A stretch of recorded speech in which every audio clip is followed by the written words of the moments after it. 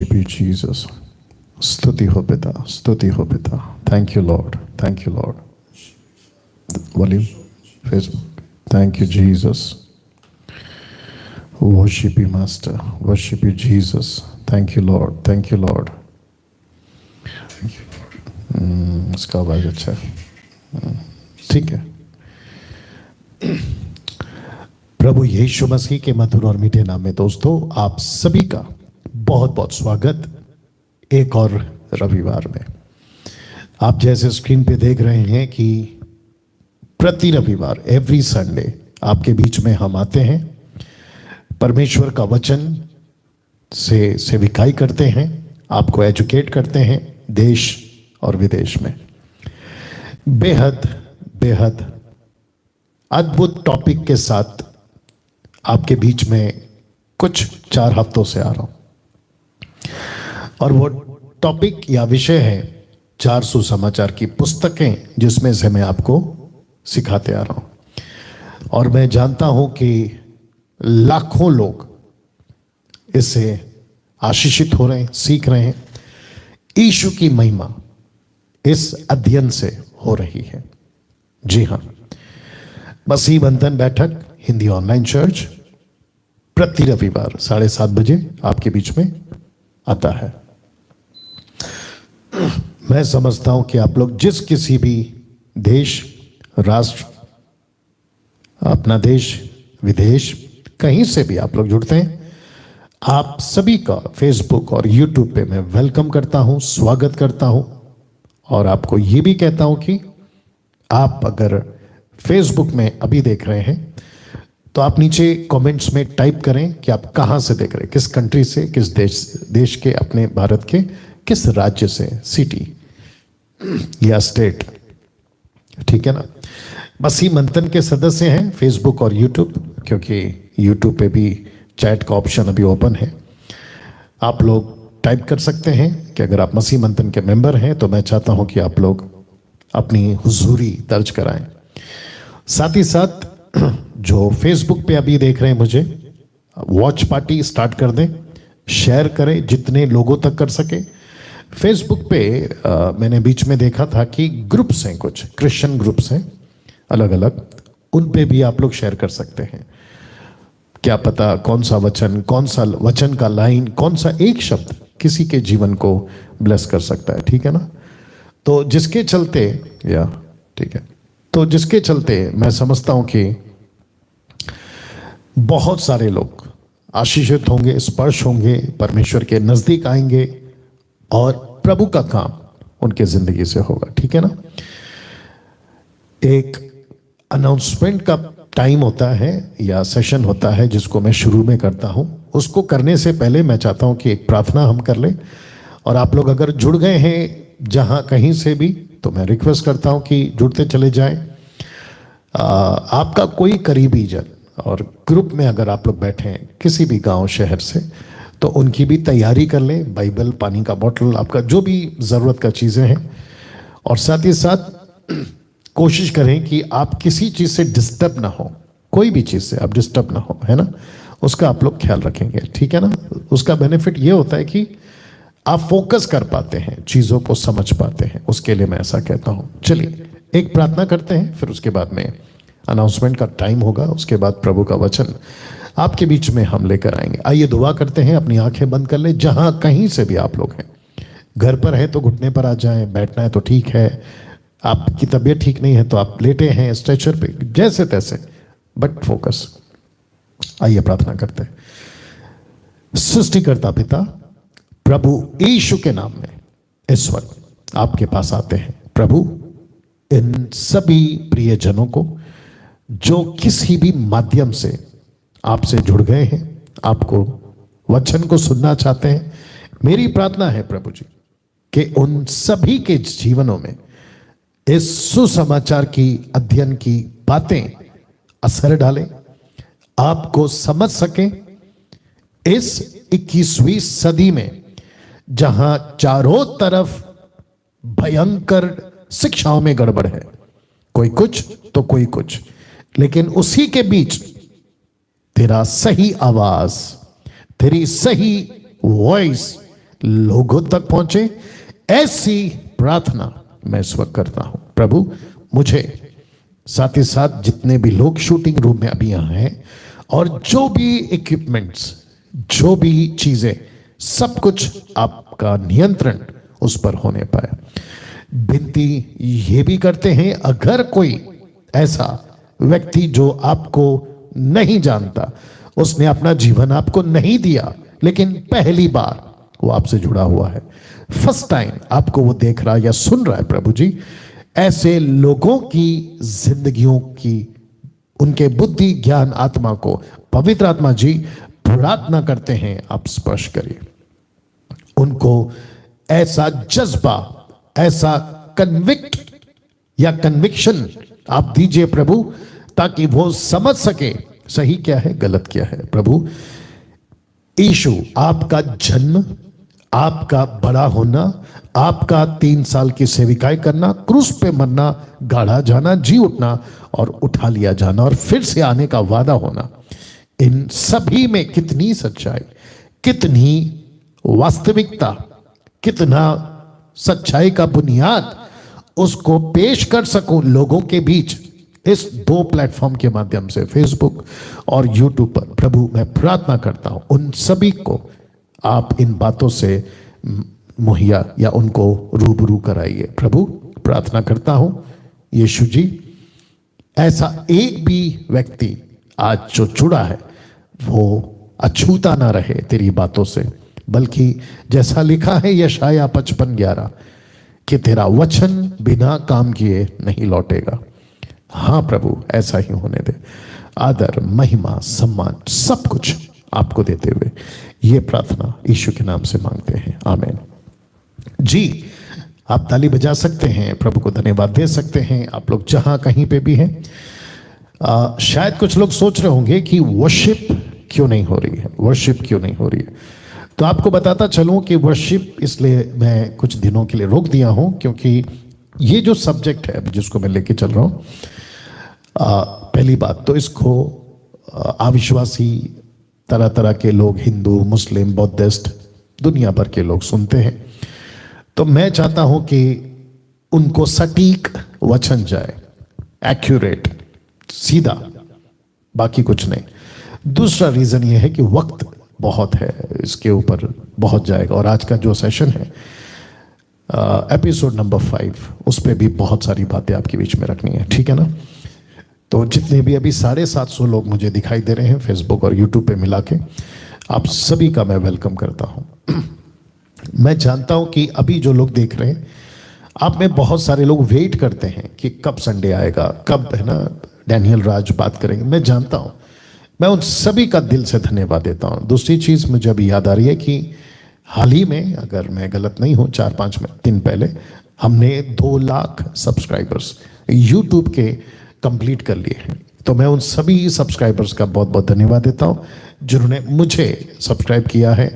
और अगर अभी कोई देख रहा है तो मैं चाहता हूं कि आप सब्सक्राइब कर लें, और इसके पैसे डैनियल राज नहीं कमाता है ना।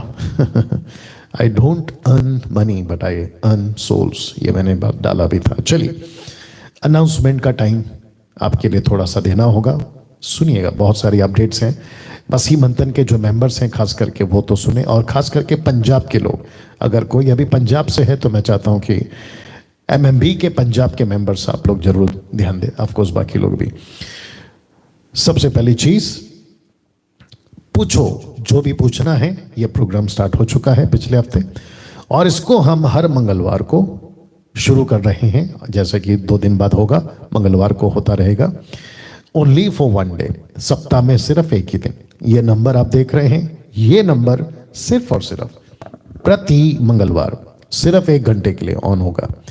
उसकी वजह यह है कि ये नंबर इतना वायरल हो गया, या इतना फैल गया है कि बीच में मैंने ऑन किया था, मैंने आपको बताया भी था कि कम से कम 200 के 300 के आसपास बैक टू बैक कॉल आते चले गए, और मैं इतना देर नहीं दे पाऊंगा क्योंकि मेरा बाकी स्टडी जो है वो रुक जाएगा।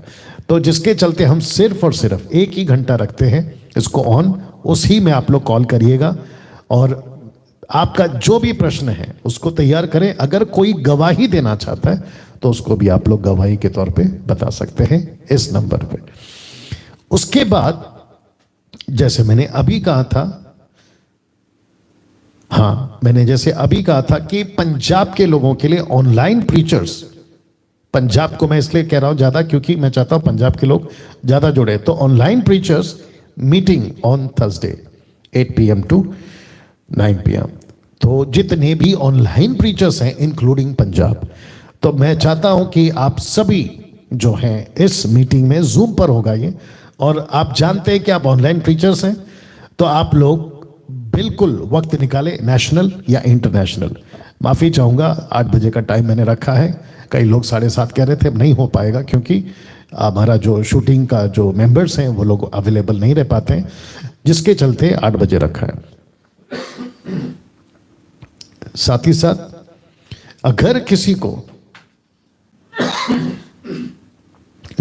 अगर किसी को MMB का सदस्य, जो MMB का सदस्य मैं उसकी बात कर रहा हूं, ऑनलाइन चर्च की जिम्मेदारी लेकर काम करना है या प्रीच करना है, यूट्यूब हो या फेसबुक हो, तो आप पुरुष हो या स्त्री हो मुझे डायरेक्ट कॉल करें मुझे, ठीक है ना। साथ ही साथ आपको बताता चलूं इस ऑनलाइन प्रीचिंग की बात को, जो कि मैंने नहीं रखा है, मैं रखते आ रहा था। कम से कम 250, 2000, 50 से भी ज्यादा लोग एवरी संडे, और उसमें से कुछ लोग बाकी वीकडेज में फेसबुक और यूट्यूब पे बैक टू बैक प्रीच कर रहे हैं। खरा प्रचार, साउंड डॉक्ट्रिन, सही शिक्षा, ना तेल ना पानी, ना नीचे गिराना, ना उठा पटक करना, ना किसी प्रकार का जिब्रिश जिसको अन्य भाषाई लोग कहते हैं, ऐसा किसी प्रकार का तमाशा ये 250 ऑनलाइन प्रीचर्स नहीं करते। यीशु का प्रचार करते हैं, यीशु ने जैसा सिखाया, पतरस ने जैसा यीशु की बात सिखाई, पौलुस ने जैसे यीशु की बातें सिखाई, वैसे ही ये MMB के प्रीचर्स आपको सिखाते हैं। तो मुझे बेहद खुशी है। अगर किसी को जिम्मेदारी लेना है बेशक मुझे कॉल करे, लेकिन वही कॉल करेगा जो MMB का सदस्य है। अगर आप MMB के सदस्य नहीं है तो बन जाइए, ताकि आपको मेरा व्यक्तिगत नंबर मिल सके, 777 वाला नहीं, व्यक्तिगत नंबर मिल सके। उसके बाद बहुत ही दिलचस्प एक स्कूल हम चला रहे हैं, और वो चलता है हर शनिवार को, लिखा है सैटरडे ओनली 7:30 PM ऑनवर्ड्स, और ये सिर्फ और सिर्फ जूम पे चलता है। और स्कूल ऑफ साउंड डॉक्ट्रिन्स के जितने भी सदस्यों ने व्हाट्सएप पे अपनी रजिस्ट्री कराई है, क्योंकि ये फ्री है लेकिन रजिस्ट्री करानी पड़ती है विदाउट कॉस्ट, तो उन सभी को जूम ID मिलती है। आप अगर उसके सदस्य हैं तो आपको जरूर मिलेगा। साथ ही साथ children Sunday church, Sunday class, Sunday church, जो भी बोलो, स्टार्ट हो चुका है, और मुझे बेहद खुशी है कि सिस्टर शर्मिला कामले जी इसको बखूबी चला रही हैं, और ये चलता है every Sunday 12:30 PM to 1:30 PM according to Indian standard time, दोपहर में इन दी आफ्टरनून, ठीक है ना। तो ये नंबर है उनका। आपके बच्चों को अगर आप चाहते हैं कि वो भी सीखें, परमेश्वर की बातें सीखें, आप MMB के सदस्य हैं या नहीं है उससे कोई फर्क नहीं पड़ता, लेकिन आपके बच्चे परमेश्वर की बातें को सीखें, नजदीक आए, ये मैं अपेक्षा करता हूं। साथ ही साथ प्रभु भोज ऑन एवरी फर्स्ट मंडे, इसका मतलब है कि कल मंथ का फर्स्ट मंडे है, तो मैं चाहता हूं कि 7:30 PM ऑनवर्ड्स, क्योंकि देश और विदेश से लोग जुड़ेंगे, ओनली फॉर MMB मेंबर्स, ये मैंने रखा है जानबूझ के, क्योंकि आप अगर MMB के मेंबर्स हैं तो आपको उसी प्रकार की टीचिंग दी जा रही है। आपको हम जानते हैं तो आपको हम प्रभु भोज दे पाएंगे। जिनको मैं नहीं जानता हूं, आप क्या हैं, क्या करते हैं, कैसे आपका, तो मैं नहीं जान पाऊंगा, ठीक है ना। बट अगर आपको प्रभु भोज लेना है, MMB के मेंबर बनिए, आपकी ब्रीफिंग होगी, काउंसलिंग होगी, उसके बाद आपका जो है प्रभु भोज स्टार्ट हो जाएगा, ठीक है ना। इसको ध्यान में रखिएगा। उसके बाद मसीह मंथन बैठक से जुड़ने के लिए मैं हमेशा कहता हूं, और जितने भी अभी 1000 लोग देख रहे हैं टोटल फेसबुक और यूट्यूब मिलाकर, मैं उन सभी को कहना चाहता हूं कि MMB के मेंबर बनिए। क्यों? उसके बहुत फायदे हैं। अपग्रेड्स क्या हो रहा है, क्या क्या चीजें हम करते हैं, क्या टीचिंग्स हम देते हैं, और आगे नए साल में 2022 में हम कैसे सिटी टू सिटी घूमने वाले हैं, कॉन्फ्रेंस करने वाले हैं, मीटिंग्स करने वाले हैं। मेरी पूरी कोशिश होगी कि मेरा जो टीम है, स्टाफ है, जो मैंने बीच में जिक्र करा था कि हमारी एक गाड़ी होगी MMB की, उसमें हम ट्रैवल करेंगे, सफर करेंगे, लोगों के बीच घूमेंगे, गांव शहर कहीं पे भी, और उनके बीच में मीटिंग करेंगे, उनको एजुकेट करेंगे, और हर तरीके से उनको जो है जो एक चर्च में प्रॉपर आपको मिलना चाहिए वो सब कुछ हम आपके लिए मुहैया करवाएंगे। बच्चे का समर्पण, बड़ों का बपतिस्मा, मैयत, शादी, आप जो भी आपका जो एक ज़रूरी चीज़ें होती है वो सारी मसीह मंथन आपके उपलब्ध कराएगा। तो अगर किसी को सदस्य बनना है तो ये नंबर है। 29 राज्य से भारत के 29 व्हाट्सएप ग्रुप्स चलते हैं स्टेट वाइज, एक एक स्टेट का अलग अलग व्हाट्सएप ग्रुप है। तो उसके हिसाब से तो सबसे पहले आपको कॉल करना है देवेंद्र सावंत को। इन केस अगर ये फ़ोन नहीं उठाते, जो कि ये नौकरी करते हैं और ये सेल्फ सपोर्टर्स हैं, हमारे सेल्फ वॉलंटियर्स हैं हमारे, इनमें से किसी को मैं पैसे नहीं देता हूँ, पे नहीं करता हूँ, ये सब अपनी मर्जी से काम करते हैं, ठीक है ना। ये अगर फ़ोन नहीं उठाते तो सिस्टर नीता जी को आप जानते हैं, नीता सोलोमन, सिमरप्रीत, शमी, जितेंद्र, श्वेता जी, इन सभी को आप कॉल कर सकते हैं और इनसे आप रिक्वेस्ट कर सकते हैं कि मुझे एमएमबी का मेंबर बनना है, और ये जो भी आपको गाइडलाइंस देंगे उसको फॉलो करिए। उसके बाद बात करते हैं इंटरनेशनल लोगों की। कम से कम, अगर मैं गलत नहीं हूँ, 18 से 19 इंटरनेशनल कंट्रीज यानी कि अदर कंट्रीज हैं जो हमसे जुड़ी हुई है, ठीक है ना। कहीं पे कुछ तो कहीं पे कुछ मेंबर्स हैं। अगर फर्स्ट टाइम देख रहे हैं और अगर आपको ये बातें ठीक लगती है, हम जो सिखा रहे हैं वो ठीक लगता है, और आपको सब कुछ बिब्लिकल लगता है, पवित्र आत्मा की ओर से लगता है, तो बेशक आपका मैं वेलकम करता हूँ, आइए जुड़िए। तो आपको ये नंबर पे कॉल करना है और सिस्टर आशा विलर जी को कॉल करना है, और ये आपको इंटरनेशनल एमएमबी व्हाट्सएप ग्रुप में आपको जोड़ देंगे। उसके बाद इंटरेस्टिंग पार्ट ये है कि मसीह मंथन बैठक इंस्टाग्राम पे भी है, फेसबुक पे है, यूट्यूब पर है। मसीह मंथन का वेबसाइट है, विजिट कर सकते हैं। एमएमबी ऐप्स हैं एंड्रॉयड और एप्पल के लिए, ठीक है ना। तो आप में से अगर किसी को कहीं से भी कनेक्ट होना है, ये सारे जरिए हैं जहां पे आप कनेक्ट हो सकते हैं। उसके बाद बहुत इंटरेस्टिंग चीज़ आप लोगों के लिए मैंने लाया है और मैं समझता हूं कि इसको आप लोगों ने सुनना चाहिए, और वो यह है कि एमएमबी मैट्रिमोनी या मैट्रिमोनियल स्टार्ट हो चुका है और ब्रदर हर्षल जी इसको लीड करते हैं, और 50 to 60 मेंबर्स अभी तक रजिस्ट्री कर चुके हैं। 500 रुपया, जी हाँ ध्यान से सुनिए, रिपीट कर रहा हूँ, 500 रुपया इसका रजिस्ट्रेशन है। उसके बाद आपको बाकी चीज़ें बताई जाएगी, ठीक है ना। इसके अलावा आप जहां कहीं से भी एमएमबी को सुनते हैं, डैनियल राज को सुनते हैं, और आपको लगता है कि यस मसीह मंथन जो कि सिर्फ 2 साल हो गए इसको स्टार्ट किया, और आज भारत में और अदर कंट्रीज में टोटल प्रभु ने इसको लोगों के बीच में लेकर गया, और बहुत तगड़े तरीके से, अद्भुत तरीके से शिक्षा के क्षेत्र में हम काम कर रहे हैं। और इसके अलावा मसीह मंथन एनजीओ, मसीह मंथन फेलोशिप चर्च ट्रस्ट, ये 2 तरीके से, मतलब आत्मिक और सामाजिक, ये दोनों क्षेत्र में हम काम कर रहे हैं। भविष्य में क्या क्या हम करने वाले हैं एनजीओ के माध्यम से, एमएमबी एनजीओ के माध्यम से, उसकी सारी जानकारी मैं फेसबुक और यूट्यूब पे अपलोड करता जाऊंगा। फुल फ्लैश में हम जो है काम करने जा रहे हैं।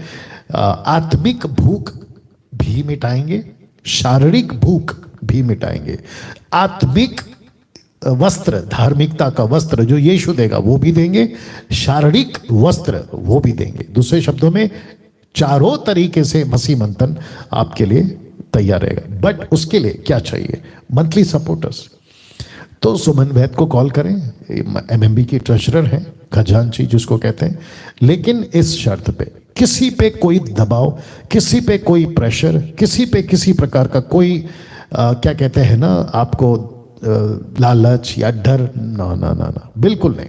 दायित्व दूर की बात है, हम यहूदी कॉन्सेप्ट में नहीं चलते, ठीक है ना। गलतियों का किताब उसका 2रा अध्याय या 3रा अध्याय 10 में, अगर मैं गलत नहीं हूं, श्राप से हम मुक्त हो चुके हैं, व्यवस्था के अधीन में वापस क्यों जाए, ठीक है ना, मुक्त कर दिया गया। तो अगर किसी को मंथली सपोर्टर्स बनना है, यस पास्टर डैनियल मेरा कुछ पैसा, रकम छोटा हो या बड़ा, उससे कोई फर्क नहीं पड़ता, आपका जो भी मंथली सपोर्ट है वो हम मुझ तक पहुंचेगा, मेरे पास पहुंचता है। बीच में किसी ने कॉल किया था कि आपके नॉलेज में रहता है पैसा हम जो दे रहे, ऑफ कोर्स रहता है, ठीक है ना। तो इसका ख्याल रखिएगा। और साथ ही साथ अभी कौन सा आया था, 12 क्या आया था अभी एमएमबी का, 12A क्या आया था, क्या था, जो भी है, देखिए आप में से हर एक को टैक्स के क्षेत्र में बेनिफिट, उसकी भी सुविधा हम आपके लिए करा रहे हैं। अगर कोई कहता है कि मैं आपको डोनेशन देना चाहता हूँ लेकिन मुझे टैक्स लगता है, तो उसके लिए भी हमने सुविधा करके रखा है कि आपको टैक्स ना लगे। ये भविष्य में और भी मैं इसको क्लियर करता चला जाऊंगा, ठीक है ना।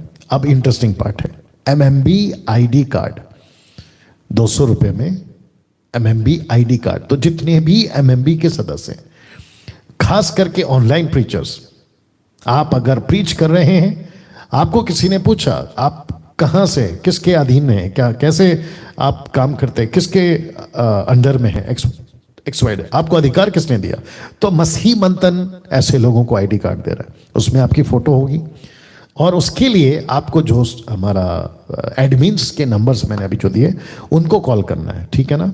उनको कॉल करके आप बता सकते हैं, डिटेल्स वो आपसे मांगेंगे और जिसके चलते आपको जो है मसीह मंथन की तरफ से ID कार्ड इशू किया जाएगा, आपके घर पर आपको कोरियर किया जाएगा और उसको लेकर आप अपने पॉकेट में रख सकते हैं। अगर आप मिनिस्ट्री करते हैं, आपको कोई पूछता है, कोई दूसरा चर्च का पूछता है, आप ये दिखा सकते हैं। तो याद रखिएगा, MMB ID कार्ड अब हमने इशू करना शुरू कर दिया है और ऐसे करके हम हर रविवार आते हैं।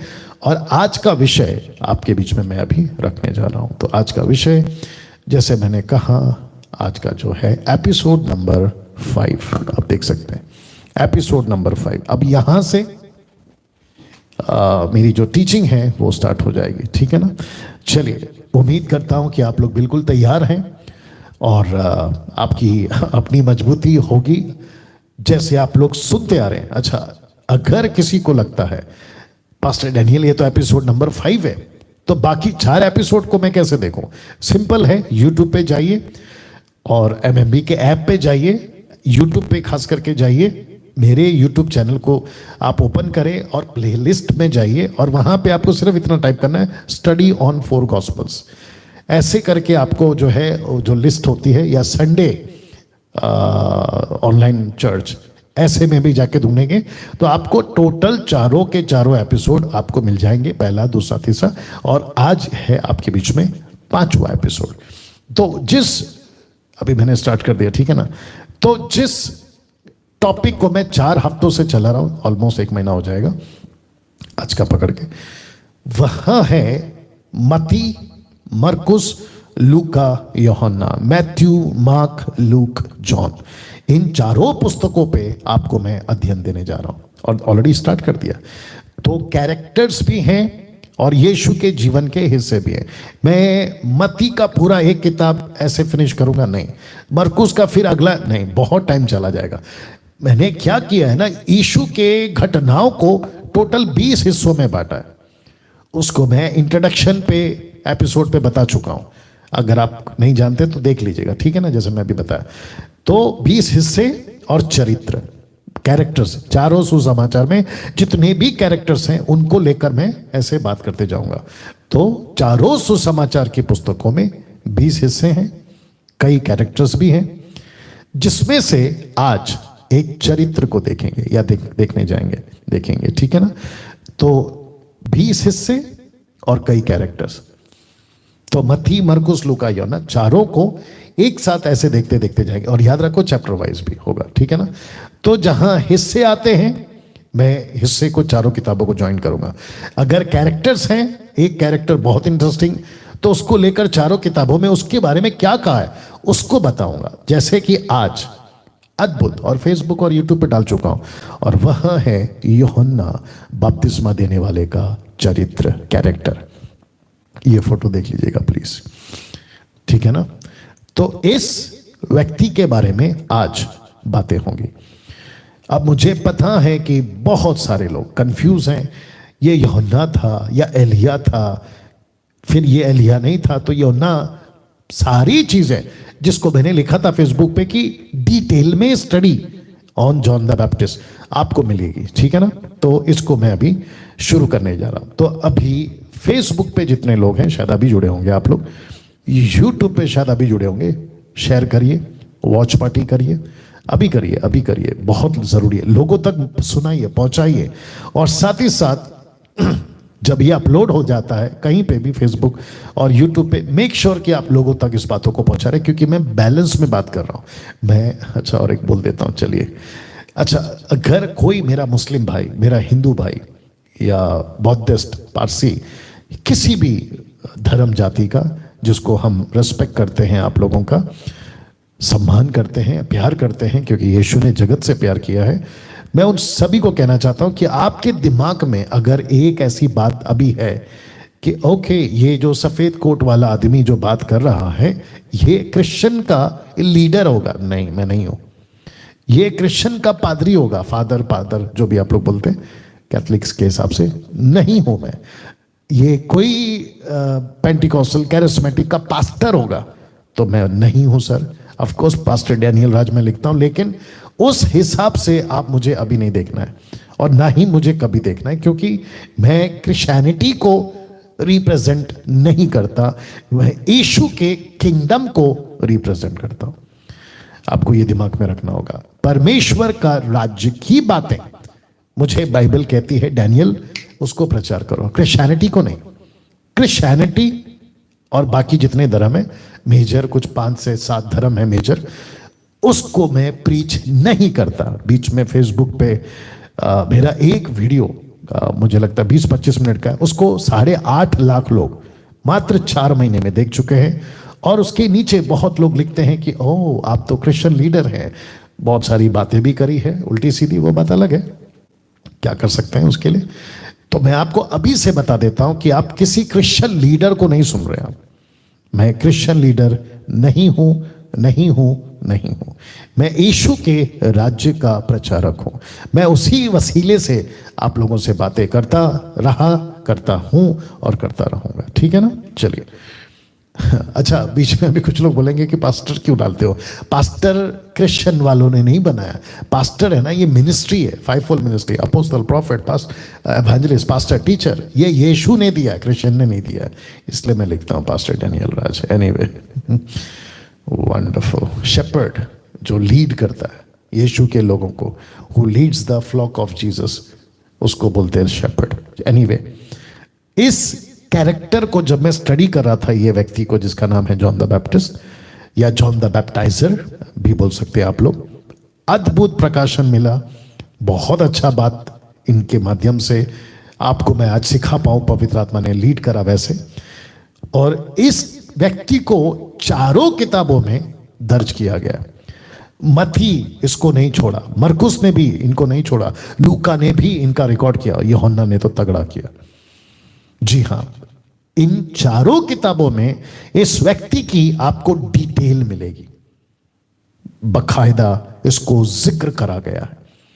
तो मैं समझता हूं कि यीशु के पहले इस व्यक्ति को 4 किताबों ने बखूबी लिखा है।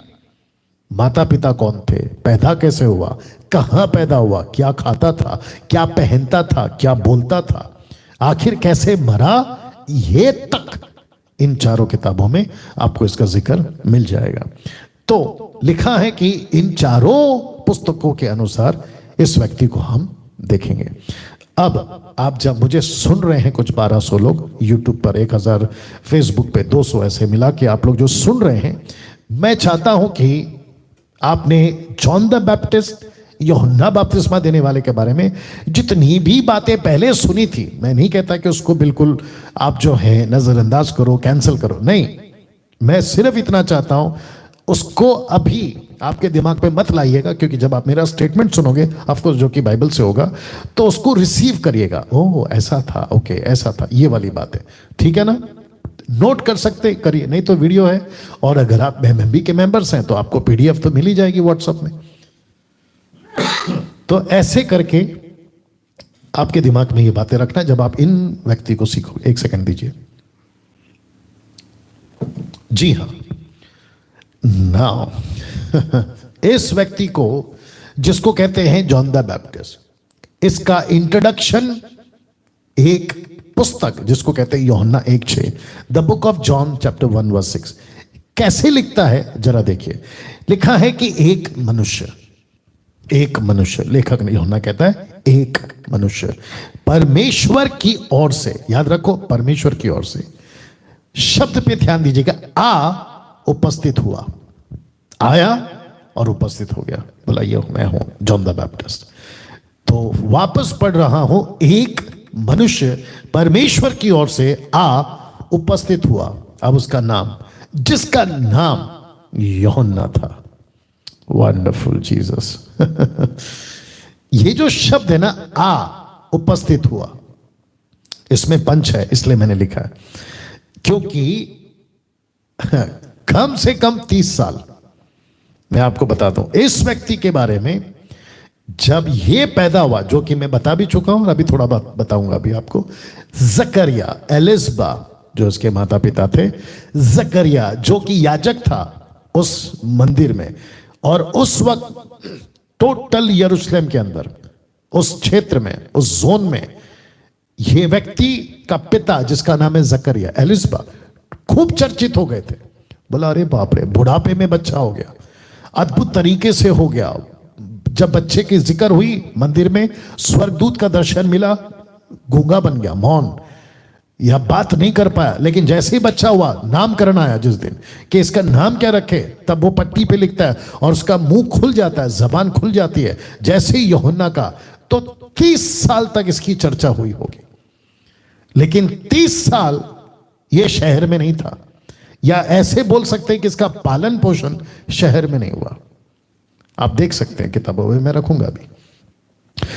लेकिन 30 साल की उम्र में, और 30 साल क्यों, मैंने पिछले हफ्ते भी बताया था, वापस बता देता हूं। याजक को जब लड़का 20 साल का हो जाता है तो उसको 10 साल तक उसको ट्रेनिंग दी जाती है।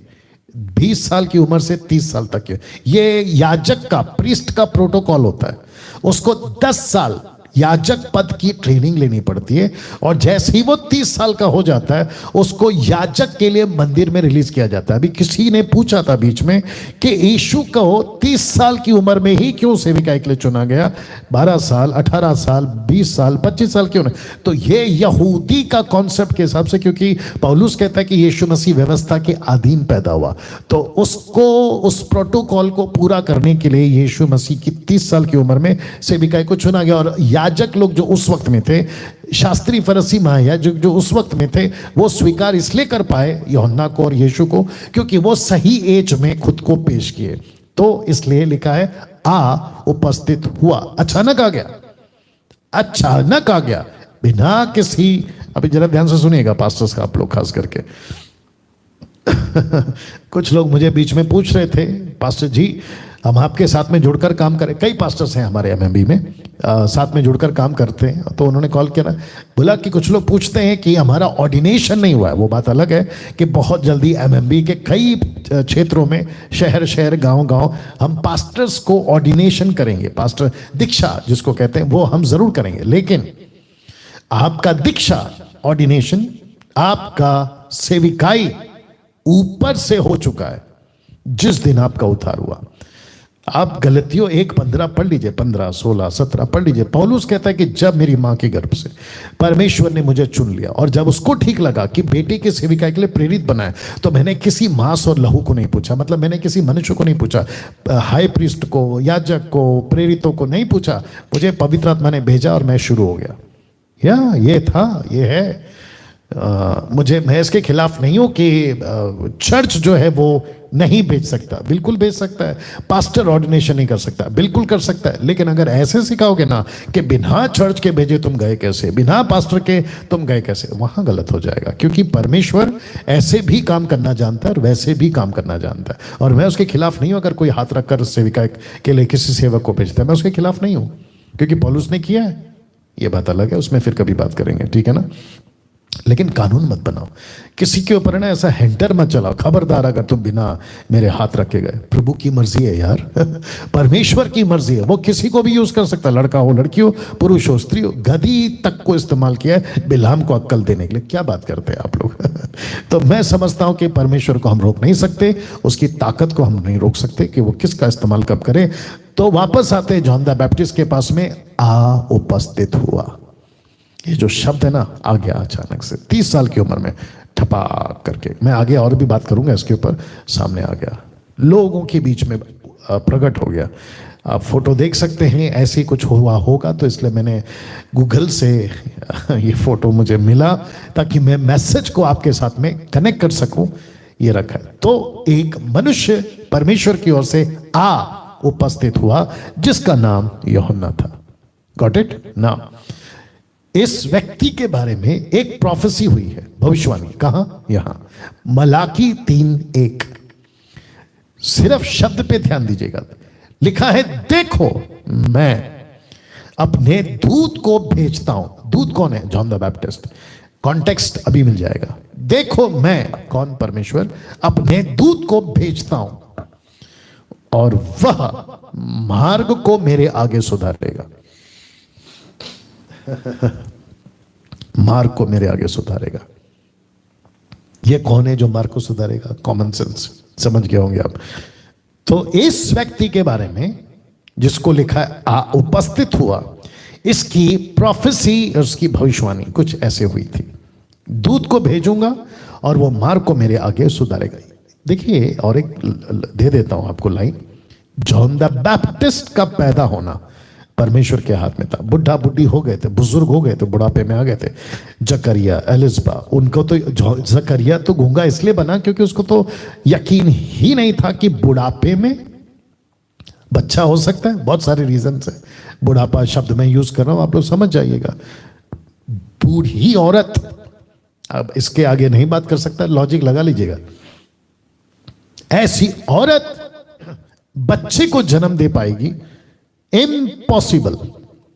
तो जॉन द बैप्टिस्ट का पैदा होना परमेश्वर के हाथ में था। उसको कैसे बढ़ाना परमेश्वर के हाथ में था। उसको जंगल में रखकर क्या क्या सिखाना परमेश्वर के हाथ में था। फिर उसको 30 साल की उम्र में लिखा है, अपने दूत को भेजूंगा और वो मार्ग सुधारेगा, मेरी ओर से आएगा वो। तो जॉन द बैप्टिस्ट परमेश्वर की ओर से भेजा गया यीशु के आगे वो दूत था। दूत था। वाह, बिल्कुल इसी के ठीक इसका बी पार्ट। ये मलाकी 3:1 में क्या बोलता है देखो, और प्रभु जिसे तुम ढूंढते हो, ब्रैकेट में यीशु लिखा है, प्रभु जिसे तुम ढूंढते हो यीशु, वह अचानक अपने मंदिर में आ जाएगा। कैसे, मैं वो भी बताऊंगा। अचानक, अचानक, ये शब्द पे ध्यान दीजिएगा। अचानक, सडन या सडनली ही विल अपीयर। अचानक आ जाएगा, मंदिर में आ जाएगा। वहां वाचा का, वाचा का वह दूत जिसे तुम चाहते हो, सुनो, वह आता है। सेनाओं के यहोवा का यही वचन है। वो दूत आता है। अचानक आ गया, उपस्थित हो गया।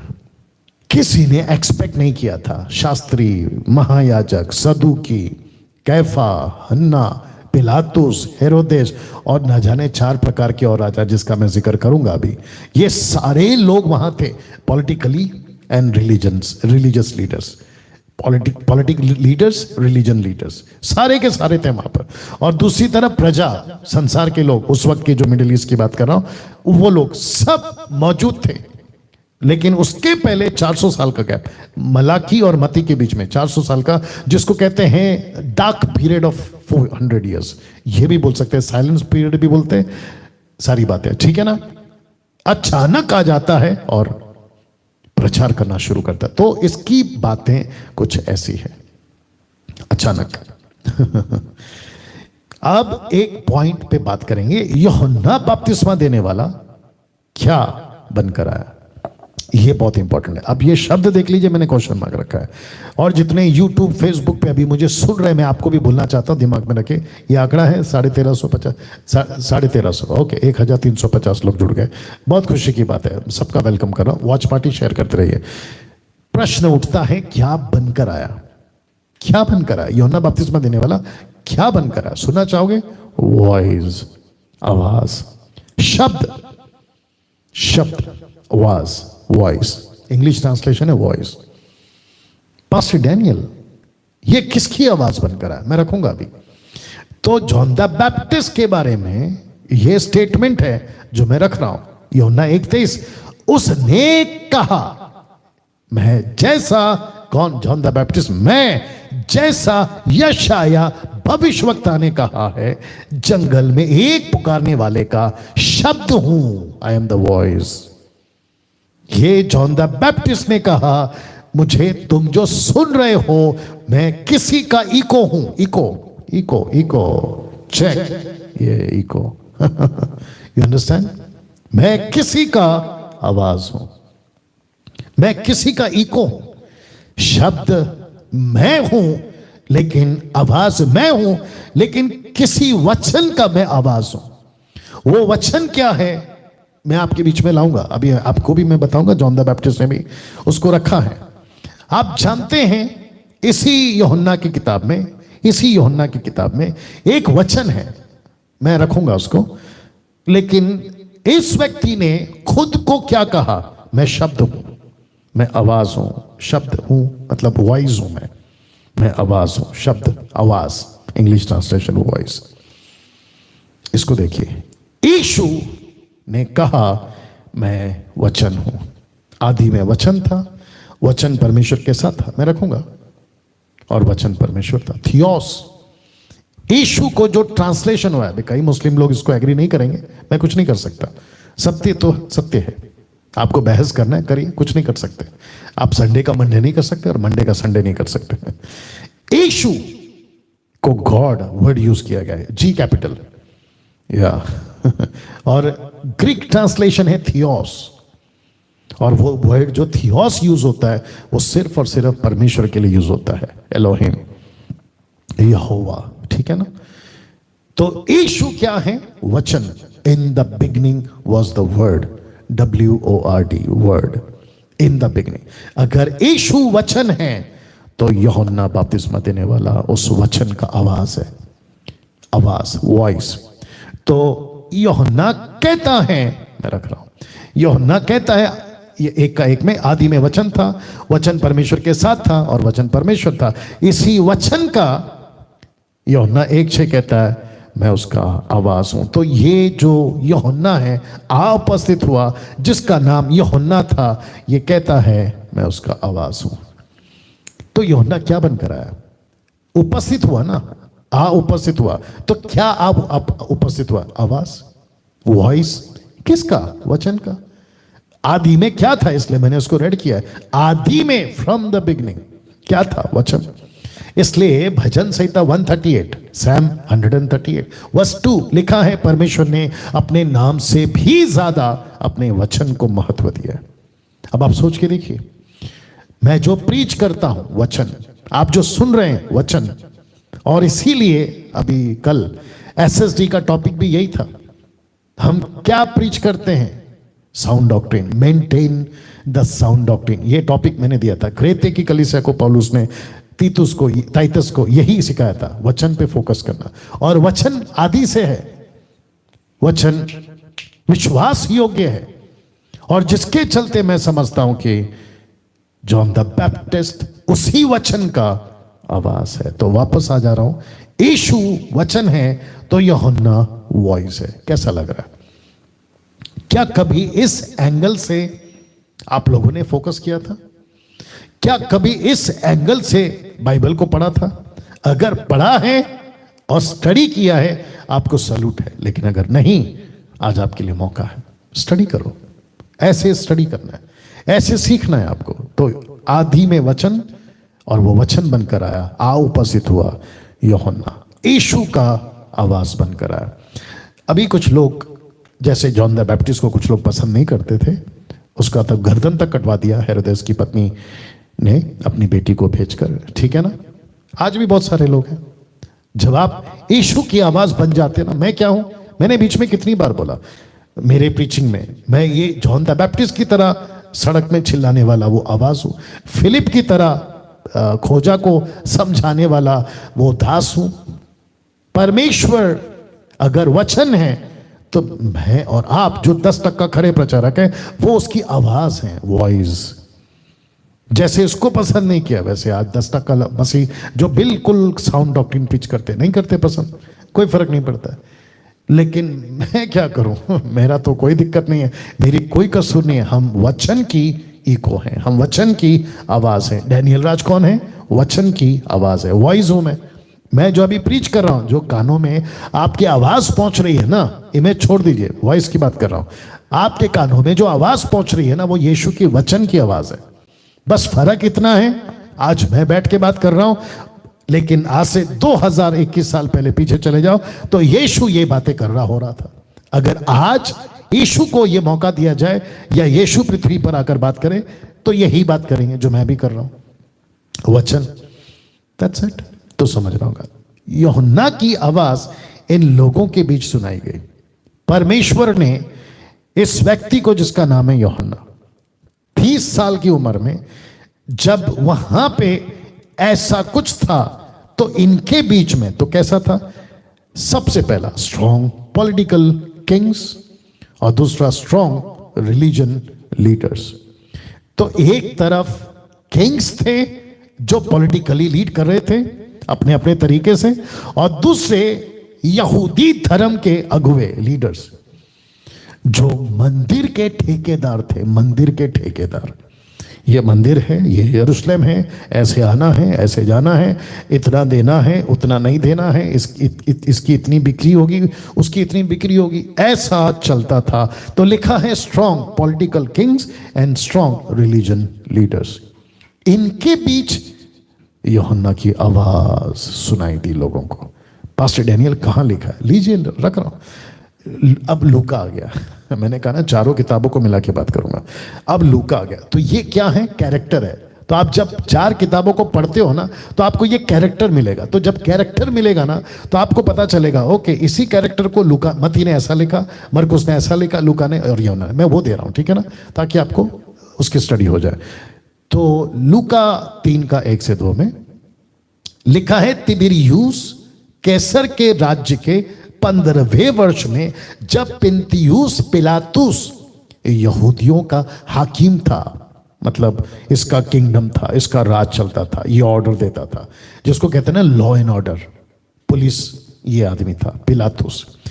एक हो गया। उसके बाद लिखा है गलील में हेरोदेस नाम, अभी यहूदी यरूशलेम अलग है, गलील अलग है, मैं रखूंगा मैप और बता भी चुका हूं। तो गलील में हेरोदेस नाम चौथाई का इतेरिया, प्रोनाउंसिएशन बहुत इंपॉर्टेंट होता है, इतुरिया, और त्रखोनी 30 में उसका भाई फिलिप्पुस, और इबलेने में लिस्नियास चौथाई के राजा थे। तो टोटल आप गिन लीजिए कितने, या तकरीबन 4 लीडर्स हैं। हेरोदेस कॉमन नाम है, हेरोदेस कोई भी बनता था, फिर उसके बाद उनका नाम होता था हेरोदेस ये, हेरोदेस वो, हेरोदेस ये। तो इसके लिए बता रहा हूं, ठीक है ना।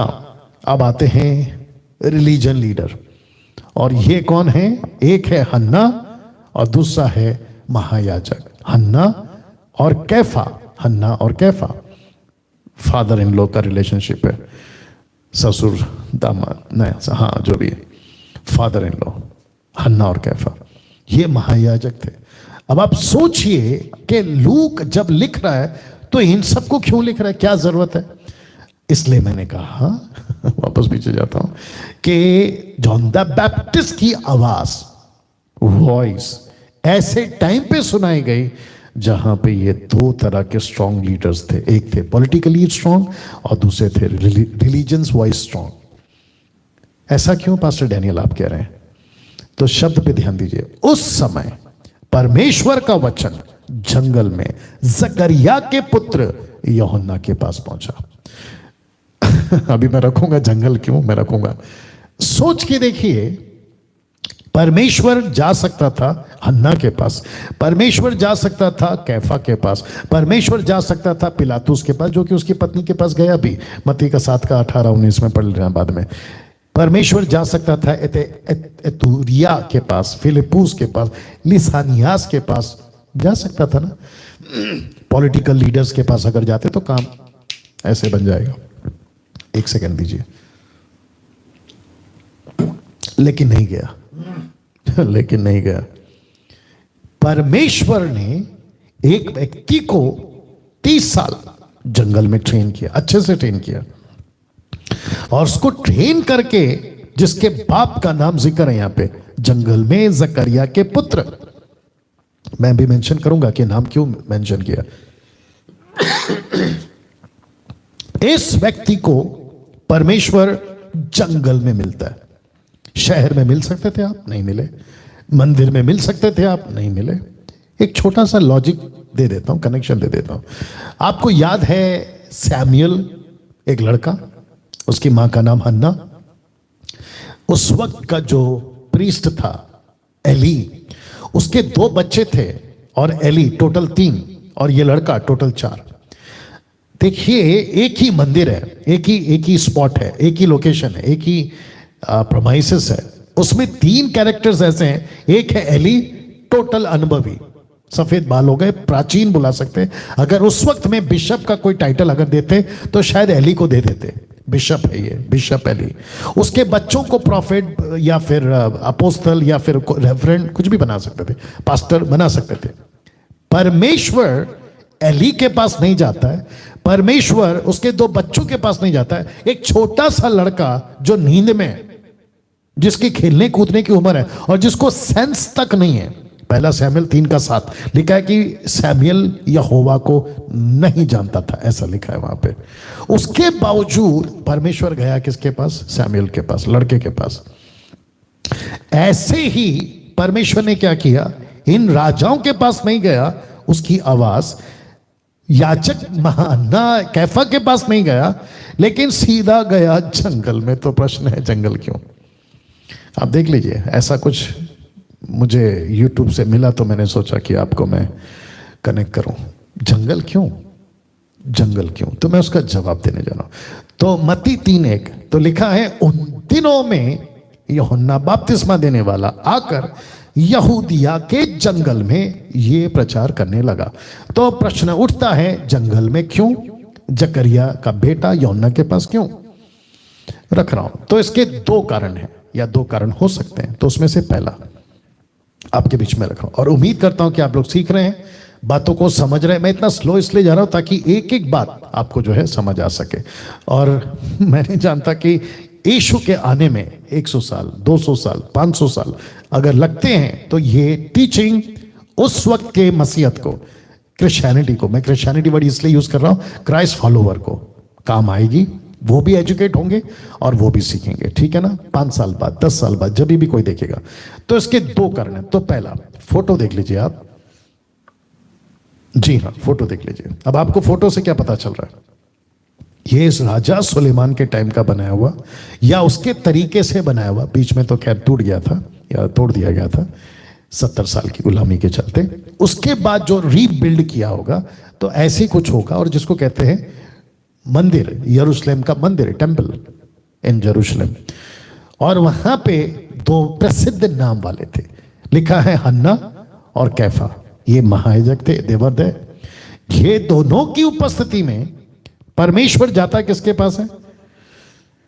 उस समय परमेश्वर का वचन जंगल में जकरिया के पुत्र यूहन्ना के पास पहुंचा, जबकि जाना कहां चाहिए था? मंदिर में। काम किसका है? परमेश्वर का। परमेश्वर ने खुद को कहां से जोड़ा है? मंदिर से। तो आपको क्या लगता है यहां क्या हो रहा है?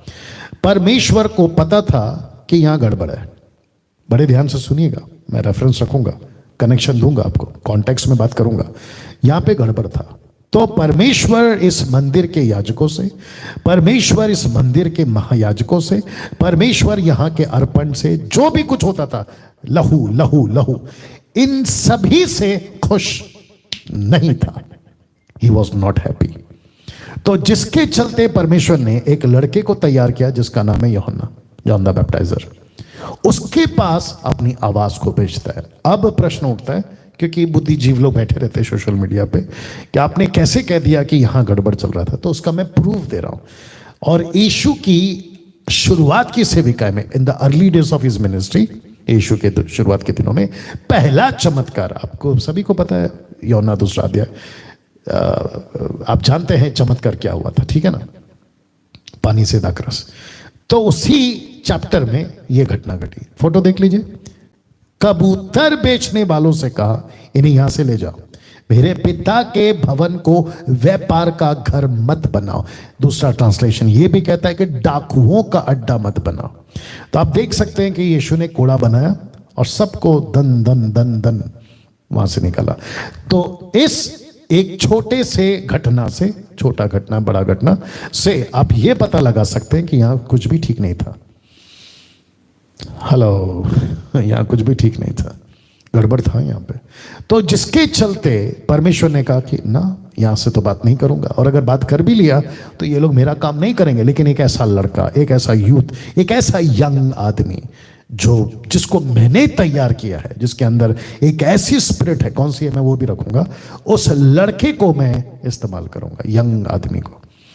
तो परमेश्वर ने इसको याजकों से बात नहीं किया, लेकिन जंगल में एक आदमी से बात किया। और उसका प्रूफ क्या है? ये ना, यूहन्ना बपतिस्मा देने वाला खुद एक याजक का बेटा था, जबकि जो वहां के याजक थे, ये कौन आदमी है, ये हमसे क्या बात करेगा? तो परमेश्वर बोलता है कोई बात नहीं, इसका जो ब्लड है ना, लाइन, ब्लड लाइन, ये खुद लेवी है।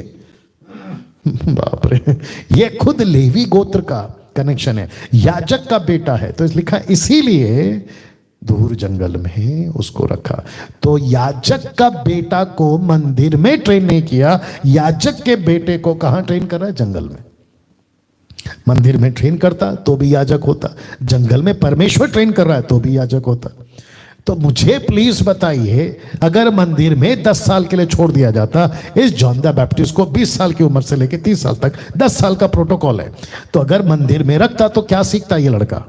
कुछ नहीं, उल्टा बिगड़ जाता। तो परमेश्वर ने कहा कि मैं तुझे वहां भेजूंगा जहां मैं तुझे सिखाऊंगा, और जिसके चलते, खैर मैंने नहीं रखा लेकिन अभी बता देता हूं, पवित्र आत्मा बात करता है। दूसरा, पहला यूहन्ना 2 अध्याय वचन 27, 1 जॉन चैप्टर 2 वर्स 27, जानते हो क्या लिखा है? कि वो अभिषेक जो उसकी ओर से किया गया तुमको सिखाएगा। क्या बात है, वापस बोल दो कि परमेश्वर का अभिषेक मतलब पवित्र आत्मा तुमको सिखाएगा। तो मुझको और आपको कौन सिखा रहा है? ऑफ कोर्स पवित्र आत्मा। आज मुझे आपसे बात करने के लिए कौन प्रेरित कर रहा है? ऑफ कोर्स पवित्र आत्मा। तो यीशु ने या यहोवा ने इस व्यक्ति को मंदिर के अंदर ट्रेन नहीं किया, इसको बाहर ट्रेन किया। कुछ लोग कहते हैं क्या बाइबल कॉलेज जाना जरूरी है?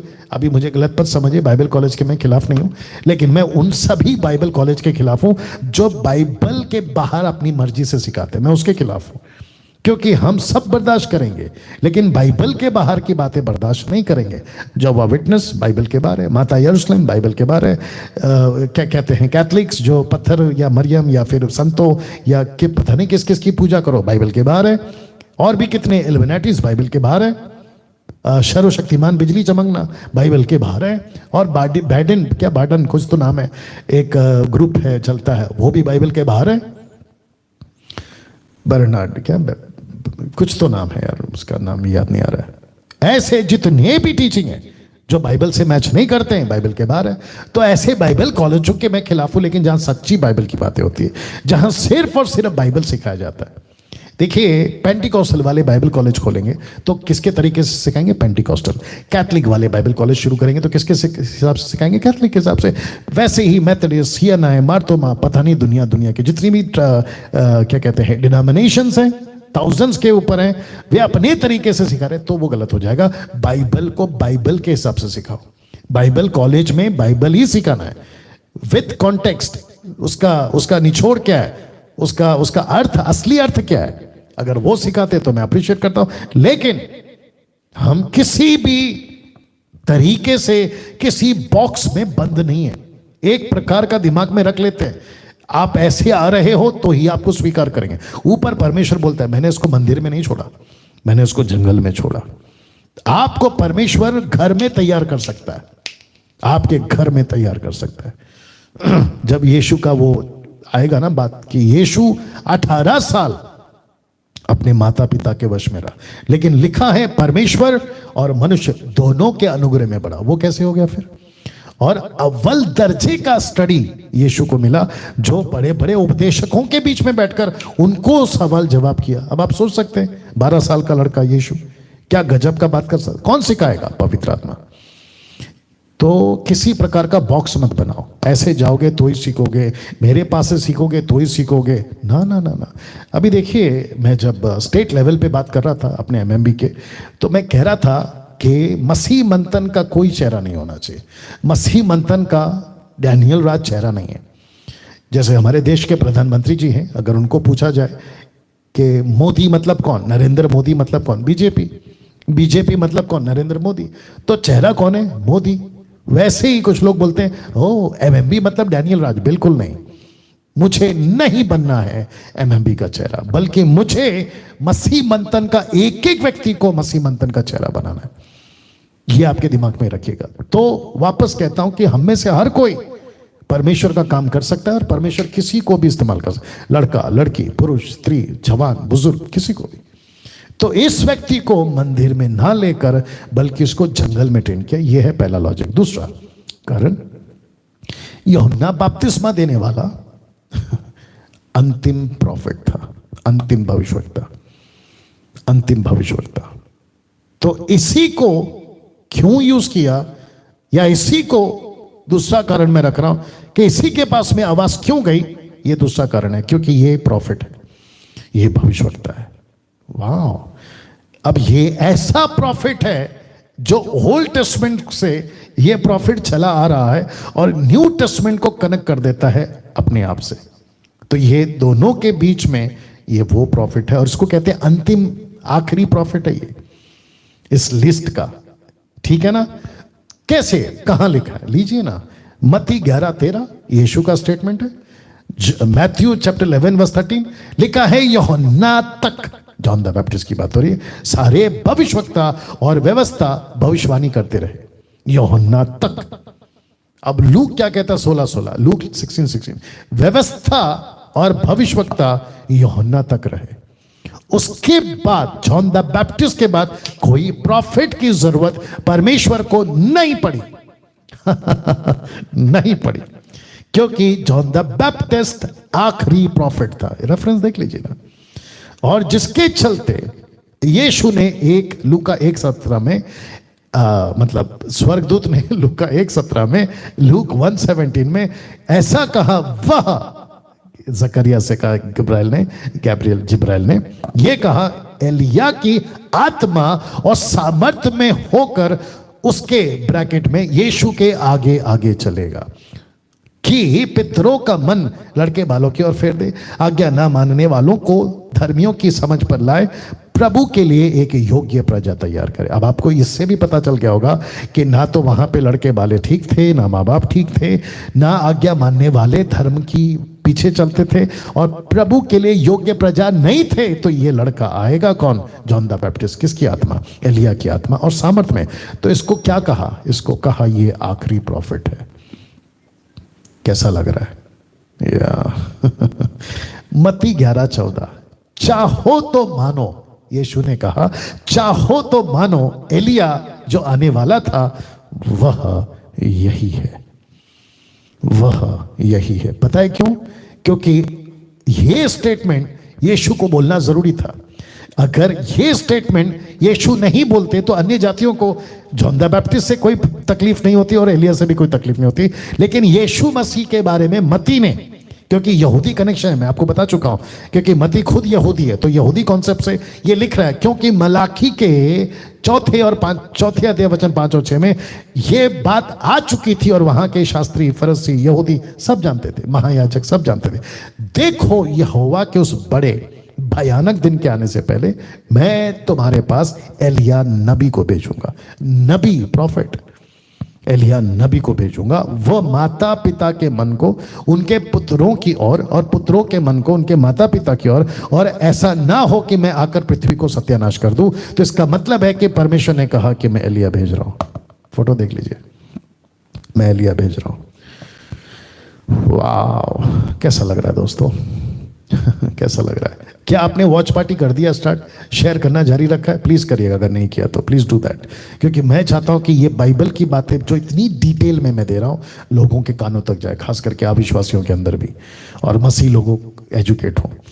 तो इस वचन के मुताबिक और यीशु के इस वचन के मुताबिक कि चाहो तो मानो, हालांकि मुझे कोई दिक्कत नहीं है, यीशु कहता है मानना है तो मानो, चाहो तो मानो, एलिया जो आने वाला था वो यही है। पता है क्यों? क्योंकि यीशु, कम ऑन गेट रेडी, यीशु को टाइटल से कोई मतलब नहीं है, यीशु को अपने आज्ञा से मतलब है। क्या बात है! रिपीट कर दूं, यीशु को टाइटल से कोई मतलब नहीं है। मैं बिशप हूं, मैं अपोस्तल हूं, मैं पास्टर हूं, मैं क्या बोलते हैं, क्या प्रॉफिट हूं, पता नहीं क्या क्या, अपोस्तल हूं। ना ना ना ना ना ना, यीशु कहता है बेटा ये टाइटल है, मेरा काम किधर है, मेरी आज्ञा किधर है, मेरी बातें किधर है, ये इंपॉर्टेंट है। तो जिसके चलते कहता है चाहो तो मानो एलिया जो आने वाला था ये यही है, क्योंकि वो वेट कर रहे थे एलिया आएगा, और एलिया आ गया। इसकी बातें कहां लिखी? सबसे पहले स्वर्गदूत ने बोली, वह एलिया की आत्मा और सामर्थ में आएगा। ये गैब्रियल का स्टेटमेंट है। गैब्रियल को किसने भेजा? प्रभु ने। तो स्वर्गदूत कहता है कि वो एलिया की आत्मा में आएगा और उसकी सामर्थ में आएगा, और वो यीशु के आगे आगे चलेगा। इसका मतलब है यीशु बाद में आएगा, एलिया जॉन द बैप्टिस्ट पहले आएगा। अब बताइए, और उसका मकसद क्या है? योग्य प्रजा तैयार करना। कैसा लग रहा है? जरा सोच के देखिए, क्या गजब की बातें आपके बीच में प्रभु ला रहा है। तो चाहो तो मानो जो आने वाला एलिया था वह यही है ना। इस वचन के मुताबिक पास्टर डैनियल कि वो एलिया है, इसके जो कपड़े हैं ना मैं आगे दिखाऊंगा, लेकिन मैं आपको बताऊं कि इस एलिया के बारे में दूसरा राजा 1:8 में कुछ ऐसा लिखा है। क्या लिखा है? देखिए, लिखा है उन्होंने एलिया और जॉन द बैप्टिस्ट को मैं कनेक्ट कर रहा हूं, ठीक है ना। उन्होंने उसको उत्तर दिया, क्योंकि बोला कौन आया था? बोला एक आदमी आया था। बोला उसका कपड़ा कैसा है? तो वो बता रहे। वो कहते हैं, नौकर कहते हैं, लोग कहते हैं राजा को, उन्होंने उत्तर दिया वह तो रोहार मनुष्य था और अपनी कमर में चमड़े का फेटा बांधे हुए था। उसने कहा वह तिशबी एलिया होगा। तो चमड़े का फेटा, जॉन द बैप्टिस्ट के बारे में क्या लिखा देखो, मत्ती 3:4। या यूहन्ना ऊंट के रोम का वस्त्र पहने था, एलिया किसका वस्त्र पहने था? रोहार मनुष्य था। मतलब उसने जो कपड़ा पहना था, उसके ऊपर जो कपड़ा था वो रोहार मनुष्य का था, मतलब बाल बाल या जो भी चमड़ा जो भी। ये ऊंट के रोम का वस्त्र पहने था और अपनी कमर में चमड़े का पटुका बांधे हुए था। तो दूसरा राजा 1:8 चमड़े का फेटा एलिया, मत्ती 3:4 चमड़े का पटका। तो इसका मतलब है कि जिस एलिया के निशानी थी, ओह ये चमड़े का बेल्ट पहना है, पक्का एलिया है। अच्छा, जॉन द बैप्टिस्ट ने चमड़े का पटुका बांधा है, पक्का जॉन द बैप्टिस्ट है। ये निशानी थी। अब कुछ लोग बोलते हैं यार, बीच में मैं भी सुनता था, और जब शुरुआत के दिन थे तो मैं भी बोलता था यार ये ऐसे कपड़े, अभी ऊंट का कपड़ा कौन पहनता है? मुझे प्लीज बताइए, शेर का कपड़ा पहन सकता है, भालू का कपड़ा पहन सकता है, क्या कहते हैं क्रोकोडाइल का, आप कुछ लेदर का जैकेट बना सकते हैं, लेकिन ऊंट का? या उन दिनों में जंगल में हो सकता है कि ऊंट का जो लेदर के, माफ करें, चमड़ा जो है वो मिला होगा उसको। उसने बोला इसको ओढ़ो, लेकिन पर्टिकुलरली परमेश्वर ने बोला चमड़े का पटका बांधा। चमड़े का पटका उसने कमर में बांधी और उसकी निशानी बन गई। तो इसलिए लिखा है यूहन्ना ऊंट के रोम का वस्त्र पहने था और अपनी कमर में चमड़े का पटका बांधा था। इसको कहते हैं कि परमेश्वर ने जंगल में रखा। ये उसकी कपड़ा था, जीन्स टी शर्ट, क्या कहते हैं कुर्ता, ना ना ना ना ना, ये था उसका कपड़ा। और वो स्वाभाविक है, इसमें कोई लॉजिक नहीं ढूंढना है, बस कनेक्शन देना है कि इसका ओ एलिया भी ऐसी था तो ये भी ऐसी है। तो देखो सिमिलैरिटी, देखो आप समानता देखो। क्यों? क्योंकि यहूदियों को पता था, और जो एलिया को जानते वो भी पता लगेंगे, बोले ओह ये तो आदमी अच्छा। और एक दे देता हूं, इस व्यक्ति से सब डरते थे। किससे? इससे, क्योंकि पैदा होने से लेके बड़ा होने तक, बातें करने से लेके मरने तक गजब का दबदबा समझते ना? हाँ, अपनी बातों का दबदबा रखा था, बड़ा गजब का आदमी था ये। अब इसका खाना क्या था वो भी बताते। उसका भोजन टिड्डियां और बन मधु, बन मतलब जंगल का मधु, वाइल्ड हनी भी बोल सकते, टिड्डियां, लोकस्ट। फोटो देख लीजिए आप, ये खाता था ये। अब आपको शायद नहीं पता है, क्योंकि मैं हिस्ट्री में गया था अभी पढ़ने के लिए, मैंने स्टडी करा। तो जो दूर दूर तक ट्रैवल करते उन दिनों में, और जो कई दिनों तक युद्ध में रहते, तो उस वक्त में खजूर बादाम तो खैर नहीं मिलता होगा, क्योंकि उसका एक अलग जगह है, उसकी उपजाऊ वहां होती है। तो ऐसे जंगली चीजों को जिसमें अच्छा खासा खाना, या क्या कहते हैं उनके लिए ताकत देने वाली चीज इनमें पाई जाती थी। तो उसने कहा कि ओके, परमेश्वर ने कहा देख भाई सब कुछ मैंने बनाया। याद आ गया आपको, कुछ चादर नीचे उतारा था पतरस के टाइम पे, बोला मार और खा। अब उसमें से क्या क्या चीजें खा सकते थे, परमेश्वर से बेहतर कौन जान सकता है। तो परमेश्वर ने कहा कि मैंने इसके अंदर ऐसी क्या कहते हैं ना, खुराक रखी है जो तेरे को भूख लगने नहीं देगी, ज्यादा तेरे को तकलीफ नहीं देगी, तुझे बीमार होने नहीं देगी। तो इसका खाना या इसका जो भी मांस होगा छोटा मोटा, और साथ ही साथ में हनी, मध, और वो भी कौन सा, जंगल का, बड़ा तगड़ा होता होगा, उसको खा और जिंदा रहे। अब आपको मैं बताता हूं कि एलिया भी ऐसे कुछ हुआ उसके साथ। कौवे लाते थे रोटी और नाले का पानी, आपको याद आ गया होगा जंगल में। अब आप सिमिलैरिटी देखो, तो उसकी आत्मा और उसकी सामर्थ्य में, और जैसे एलिया से सब डरते थे उस वक्त में, जो किंग्स थे उस वक्त में, जो रानी थी, उन सब से एलिया से लोग डरते थे, क्योंकि यह गजब का बात करता था, टक टक टक टक टक टक, वैसे ही आदमी था। तो अब कुछ लोग बोलते ये ऐसे खाना क्या है, तो इत्तेफाक है ये, जंगल में पिज्जा नहीं मिलेगा ना सर, जंगल में वड़ा पाव नहीं मिलेगा ना महाराष्ट्र के लोगों को, जंगल के अंदर आपको किसी प्रकार का मैक्सिकन फूड नहीं मिलेगा, ये आपको ऐसे ही कुछ मिलेगा, और ये इसको कहते हैं सरवाइव करना। तो जॉन द बैप्टिस्ट जंगल में रहकर ये खाया, और परमेश्वर ने बेस्ट उसको खुराक दी, बोला बेटा ये खा, तेरे को तकलीफ नहीं होगी, ना तेरे को साइड इफेक्ट होगा, ना तेरा पेट खराब होगा, ना तू बीमार पड़ेगा, ना तेरे किडनी पे असर करेगा, ना तेरे हार्ट पे असर करेगा, ये ना तेरे कैलोरीज को बढ़ाएगा। बाकी जितने लोग हैं वो जानते हैं, जिसके चलते इसने अपना खाना बनाया। बाकी कोई लॉजिक मत निकालिए। अगर इत्तेफाक से आप भी कहीं जंगल में चले गए और आपको दो तीन साल रहना पड़े, तो ऐसे कुछ खा लेना, बच जाओगे। एनीवे, यूहन्ना के प्रचार का तरीका आ जाते, इसके ऊपर आते अभी यूहन्ना के प्रचार का, और मैं वक्त का ख्याल रखूंगा। यूहन्ना के प्रचार का तरीका मतलब ये प्रचार कैसे करता था। एक चीज और बोल दूं, कुछ लोग क्या करते पता है, मैं पब्लिक को इंप्रेस कैसे करूं, ऐसा कोई टेक्निक ढूंढते हैं, सोशल मीडिया पे, वर्चुअल या फिर फेस टू फेस, ऐसा कुछ करते हैं। अच्छा साउंड सिस्टम लगाएंगे, अच्छा चर्च का सेटअप लगाएंगे, बेस्ट वर्शिप टीम बुलाएंगे या अरेंज कर लेंगे, अच्छा लाइट होगा, बैठने का अरेंजमेंट होगा, और मेरा जो प्रीचिंग होगा ना वो किसी को ठोकर नहीं पहुंचाना चाहिए, जजमेंटल प्रीचिंग नहीं होना चाहिए, ऐसा कुछ सेटअप करके अपना दुकान समझ गए ना, जी हाँ, चलाते हैं, ठीक है ना।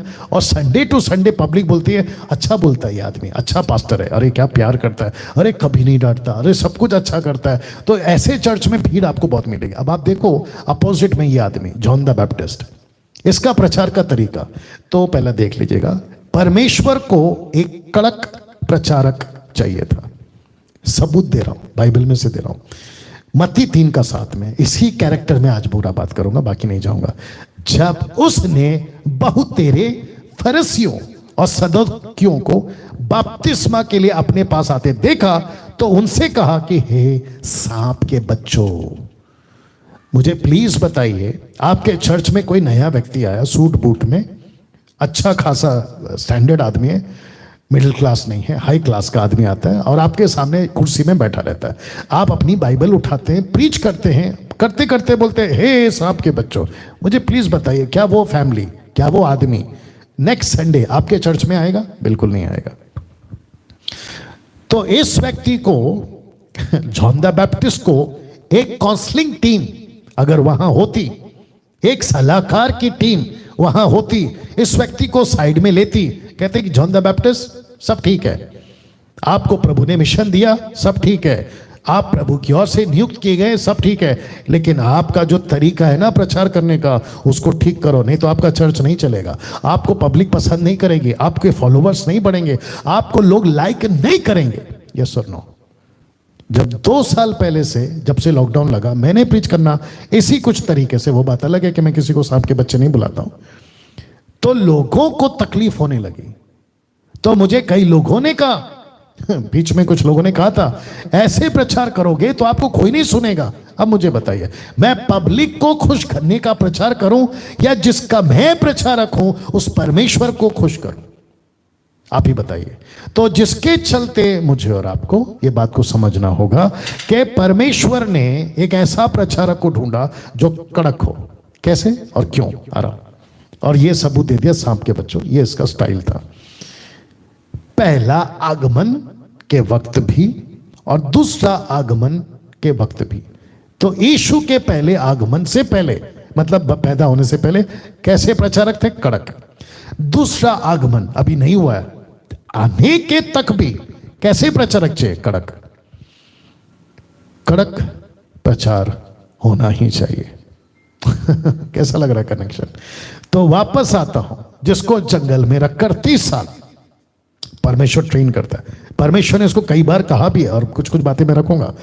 खबरदार अगर कॉम्प्रोमाइज प्रीच किया, खबरदार अगर तूने किसी प्रकार का मोटिवेशनल प्रीच किया, खबरदार अगर ब्लेसिंग की बात करी, तुझे जाना है और आड़े टेढ़े रास्ते को सीधा करना है। तुझे जाना है, तेरे प्रचार में किसी प्रकार का समझौता मुझे नहीं चाहिए। तो इसने आते ही ऐसा प्रचार किया कि हे शाम के बच्चों। तो परमेश्वर को तब भी, जब यीशु नहीं आया था, माफ करें आगे जाना है, यीशु का पहला आगमन नहीं हुआ था, कड़क प्रचारक। दूसरा आगमन होने से पहले कड़क प्रचारक, इसलिए तो लिखा कड़क प्रचार करो। कड़क प्रचार करो। कड़क प्रचार से मतलब क्या? पास्टर डैनियल, मेरे को फेसबुक पे आना है, तुम नरक जाओगे, तुम नरक जाओगे, तू पापी है, तू ऐसा है, तू वैसा है, पर्सनल अटैक? बिल्कुल नहीं। आपको कड़क प्रचार का मतलब है आपको उन्हें सत्य बताना है, आपको उन्हें ठीक से बताना है, आपको उन्हें कहना है, मनोरंजन नहीं करना है।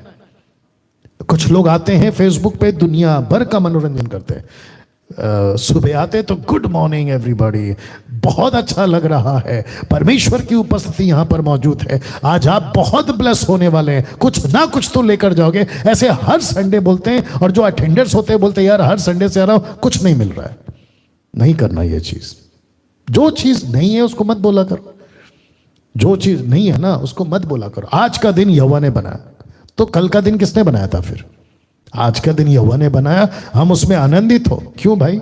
यहां पे मुसीबत है, परमेश्वर खुश नहीं है, पाप का जीवन है, उल्टे सीधी बातें हैं। आज का दिन यहोवा ने बनाया, आओ उसमें आनंद करें। मैंने कल बताया था एसएसडी के मेंबरों को, स्टूडेंट्स को, यूहन्ना 3:16, जग जाहिर है वह वचन, परमेश्वर ने जगत से इतना प्यार किया, अपना इकलौता बेटा दे दिया, ताकि जो कोई उस पर विश्वास करे वो नाश ना हो बल्कि अनंत काल का जीवन पाए। तो कौन सा जीवन दिया? आपका मन मुताबिक जीवन नहीं दिया, परमेश्वर ने अपना जीवन दिया, उसमें जियो। तो लोग बोलते हैं जीवन मिला है, बोला एंजॉय करो ना। ना, नहीं कर सकते आप या। तो इस प्रचारक ने कड़क प्रचार किया, तो यूहन्ना का कड़क प्रचार शुरू हो गया। कैसे? रख रहा हूं, मत्ती 3:2-3 तक। मन फिराओ क्योंकि स्वर्ग का राज्य निकट आ गया है। वचन 3, यह वही है जिसकी चर्चा यशाया भविष्यवक्ता के द्वारा की गई। मत्ती लेखक बोल रहा है कि जंगल में एक पुकारने वाले का शब्द हो रहा है कि प्रभु का मार्ग तैयार करो, उसकी सड़कें सीधी करो। क्यों भाई सड़कें सीधी? आत्मिक बातें हैं, सड़कें सीधी। जॉन द बैप्टिस्ट है ना, रोड का काम करने वाला रोलर लेकर नहीं घूम रहा था कि डांबर का रोड बना दूंगा, कंक्रीट का रोड, ना ना ना ना। वो आत्मिक सड़क की बात कर रहा है, आत्मिक बातें कर रहा है, क्योंकि जीसस अभी लैंड करने वाला है, यीशु आने वाला है, ताकि उसके पहले वो चीजें तैयार हो जाए, ताकि यीशु अपना काम कर सके। तो जॉन द बैप्टिस्ट को भेजा गया ताकि वो मार्ग को सीधा करे। ये देखो ना, सड़कें सीधी करो। और इसी का रेफरेंस क्या है? यह शायद 40:3-4 तक में, किसी की पुकार सुनाई देती है जंगल में यहोवा का मार्ग सुधारो, हमारे परमेश्वर के लिए अराबा में एक राजमार्ग चौरस करो, और हर एक तराई भर दी जाए, हर एक पहाड़ और पहाड़ी गिरा दी जाए। जो आबर खाबर है उसकी बात हो रही है, जो टेढ़ा है वो सीधा, और जो ऊंचा नीचा है वह चौरस किया जाए। मतलब आत्मिक बातें और कैरेक्टर की बातें हो रही है, चरित्र की बातें हो रही है। ऐसा क्यों?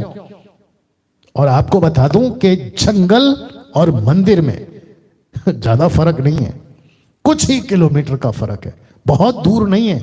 मैप में रखूंगा। उसके बावजूद ऐसी जगह बेचता है जिसको कहते हैं डेड सी, जॉर्डन डेड सी, जहां का पानी मरा हुआ है, किसी को पसंद नहीं है जाना, वहां पे बपतिस्मा दे रहा है। गजब है। तो शहर में पाप बहुत था, ये देख लीजिए आप। तो जिसके चलते परमेश्वर ने कहा सीधा करो इनको, पहले याजक को सीधा करो, हन्ना कैफा को सीधा करो, पिलातुस को, हेरोदेस को, इन सब को ऐसा प्रचार को। इसी के चलते जॉन द बैप्टिस्ट ने हेरोदेस के पीछे पड़ा, तू गलत है, तू गलत है, तेरा काम ठीक नहीं। याद आ गया आपको? जिसके चलते उसका गर्दन कट गया। या तो शहर में पाप बहुत था, तो जिसके चलते वचन 5, तब यरूशलेम के और सारे यहूदिया के और यरदन के आसपास के सारे देश के लोग उसके पास निकल आए, वचन 6, और अपने अपने पापों को मानकर यरदन नदी में उससे बपतिस्मा लिया। तो यहां पे सड़क सीधा हुआ या आदमी का जीवन? मैं वही तो बता रहा हूं, यहां पे पहाड़ को सीधा किया गया या आदमी का जीवन जो पाप पहाड़ की तरह उसको ठीक किया गया? वही तो बता रहा हूं। परमेश्वर को पहाड़ पेड़ सड़क के चिंता नहीं है, बात यहां पे हो रही है आत्मा की, व्यक्ति की। वचन 7, जब उसने बहुतेरे फरीसियों सदस्य को बपतिस्मा के लिए अपने पास आते देखा तो उनसे कहा कि हे सांप के बच्चों, तुम्हें किसने जता दिया कि आने वाले क्रोध से भागो? तो इनको क्या लगा मालूम है, एक काम करना है पाप से अच्छा, जॉन द बैप्टिस्ट आ गया है, उसने हमको अच्छी डांट लगाई है, अब एक काम करो, सब छोड़ो और अपना जो है इसी के पीछे, नरक का डर, जजमेंट का डर नहीं। वचन 8 में देखो, मैंने रेड से स्पॉट किया है, सो मन फिराओ कि योग्य फल लाओ। तुमको बचना है लेकिन साथ में काम भी करना है, तुमको संसार से हटना है लेकिन संसार में रहना भी है। ये है कॉन्सेप्ट, इसके ऊपर फिर कभी बात करूंगा। वचन 9, अपने अपने मन में ये ना सोचो कि मैं हमारा पिता इब्राहिम है, मतलब जूडिसम को कट कर दिया उसने, यहूदी को कट कर दिया, अब्राहम का लाइन कट कर दिया, क्योंकि मैं तुमसे कहता हूं कि परमेश्वर इन पत्थरों में से इब्राहिम के लिए संतान उत्पन्न कर सकता है। तो जॉन द बैप्टिस्ट ने कहा कि जूडस माफ करें, यहूदी पे फोकस मत करो, मंदिर की तरफ फोकस मत करो, और ये मत सोचो कि तुम अब्राहम की संतान हो, परमेश्वर पत्थर से अब्राहम पैदा कर सकता है या संतान पैदा कर सकता है। कैसा लग रहा है? वचन 10, और अब कुल्हाड़ा पेड़ों की जड़ पर रखा हुआ है, इसलिए जो जो पेड़ अच्छा फल नहीं लाता वो काटा और आग में झोंका जाता है। इसको डायरेक्ट कहते हैं हन्ना और कैफा पर और वहां के लोगों पर इशारा था, अब नहीं बचोगे तुम, अब नहीं बचोगे, काटे जाओगे। वचन 11, मैं तो पानी से तुम्हें मन फिराव का बपतिस्मा देता, परंतु जो मेरे बाद आने वाला यानी यीशु, वह मुझसे शक्तिशाली है, मैं उसकी जूती उठाने के योग्य नहीं, वह तुम्हें पवित्र आत्मा और आग से बपतिस्मा देगा। पवित्र आत्मा यानी पवित्र आत्मा, आग मतलब नरक, या आगे है उसका कनेक्शन, नरक आग। यीशु को अधिकार है पवित्र आत्मा देने का, यीशु को अधिकार है नरक में डालने का। See the difference? या अभी आगे दे रहा हूं कनेक्शन। उसका सूप उसके हाथ में, मतलब उसका न्याय, उसका जजमेंट करने वाला डंडा, सूप उसके हाथ में है, ब्रैकेट में यीशु, वह यानी यीशु अपना खलिहान अच्छी रीति से साफ करेगा, अपना इलाका, अपना चर्च, अपना राज्य अच्छे से साफ करेगा, और अपने गेहूं को तो खत्ते में इकट्ठा करेगा, परंतु भूसी को आग में जलाएगा। अब आ गया कनेक्शन आग का। तो पानी से, माफ करें, जॉन द बैप्टिस्ट कहता है या पानी से देता हूं, लेकिन जो मेरे बाद आएगा पवित्र आत्मा से देगा। दूसरा वो कहता है आग में डालेगा, आग में मतलब नरक में। अब क्योंकि वक्त को भी ध्यान रखना है, एंट्री होती है हमारे मसीहा की, यीशु का बपतिस्मा और यूहन्ना से मुलाकात। यीशु चल चल कर आते हैं गलील से और पहुंचते हैं यरदन के पास। नासरत गलील में रहता था 30 साल तक, वहां से पहुंचते हैं यरूशलेम। यरूशलेम के मंदिर में नहीं जाते, लेकिन बिल्कुल मंदिर से अलग, पवित्र मंदिर से अलग एक ऐसी जगह जहां कोई जाना नहीं पसंद करता, जहां का पानी मरा हुआ है, डेड है, वो यरदन के पास पहुंचता है और वहां मुलाकात होती है जॉन द बैप्टिस्ट से। तो लिखा है वचन 13, उस समय यीशु गलील से यरदन के किनारे पर यूहन्ना के पास उससे बपतिस्मा लेने आया। तो मैप देख लीजिए, मैंने रखा है आपके लिए, आपको यहां पे पता चल जाएगा। तो गलील कहां है और यरदन कहां है, काफी किलोमीटर चलकर, काफी लंबा सफर तय कर, वो भी अकेला। वंडरफुल। ना तभी चेले थे, ना 12 थे, ना 70 थे, कोई नहीं था, ना उसके माता पिता थे, ना भाई था।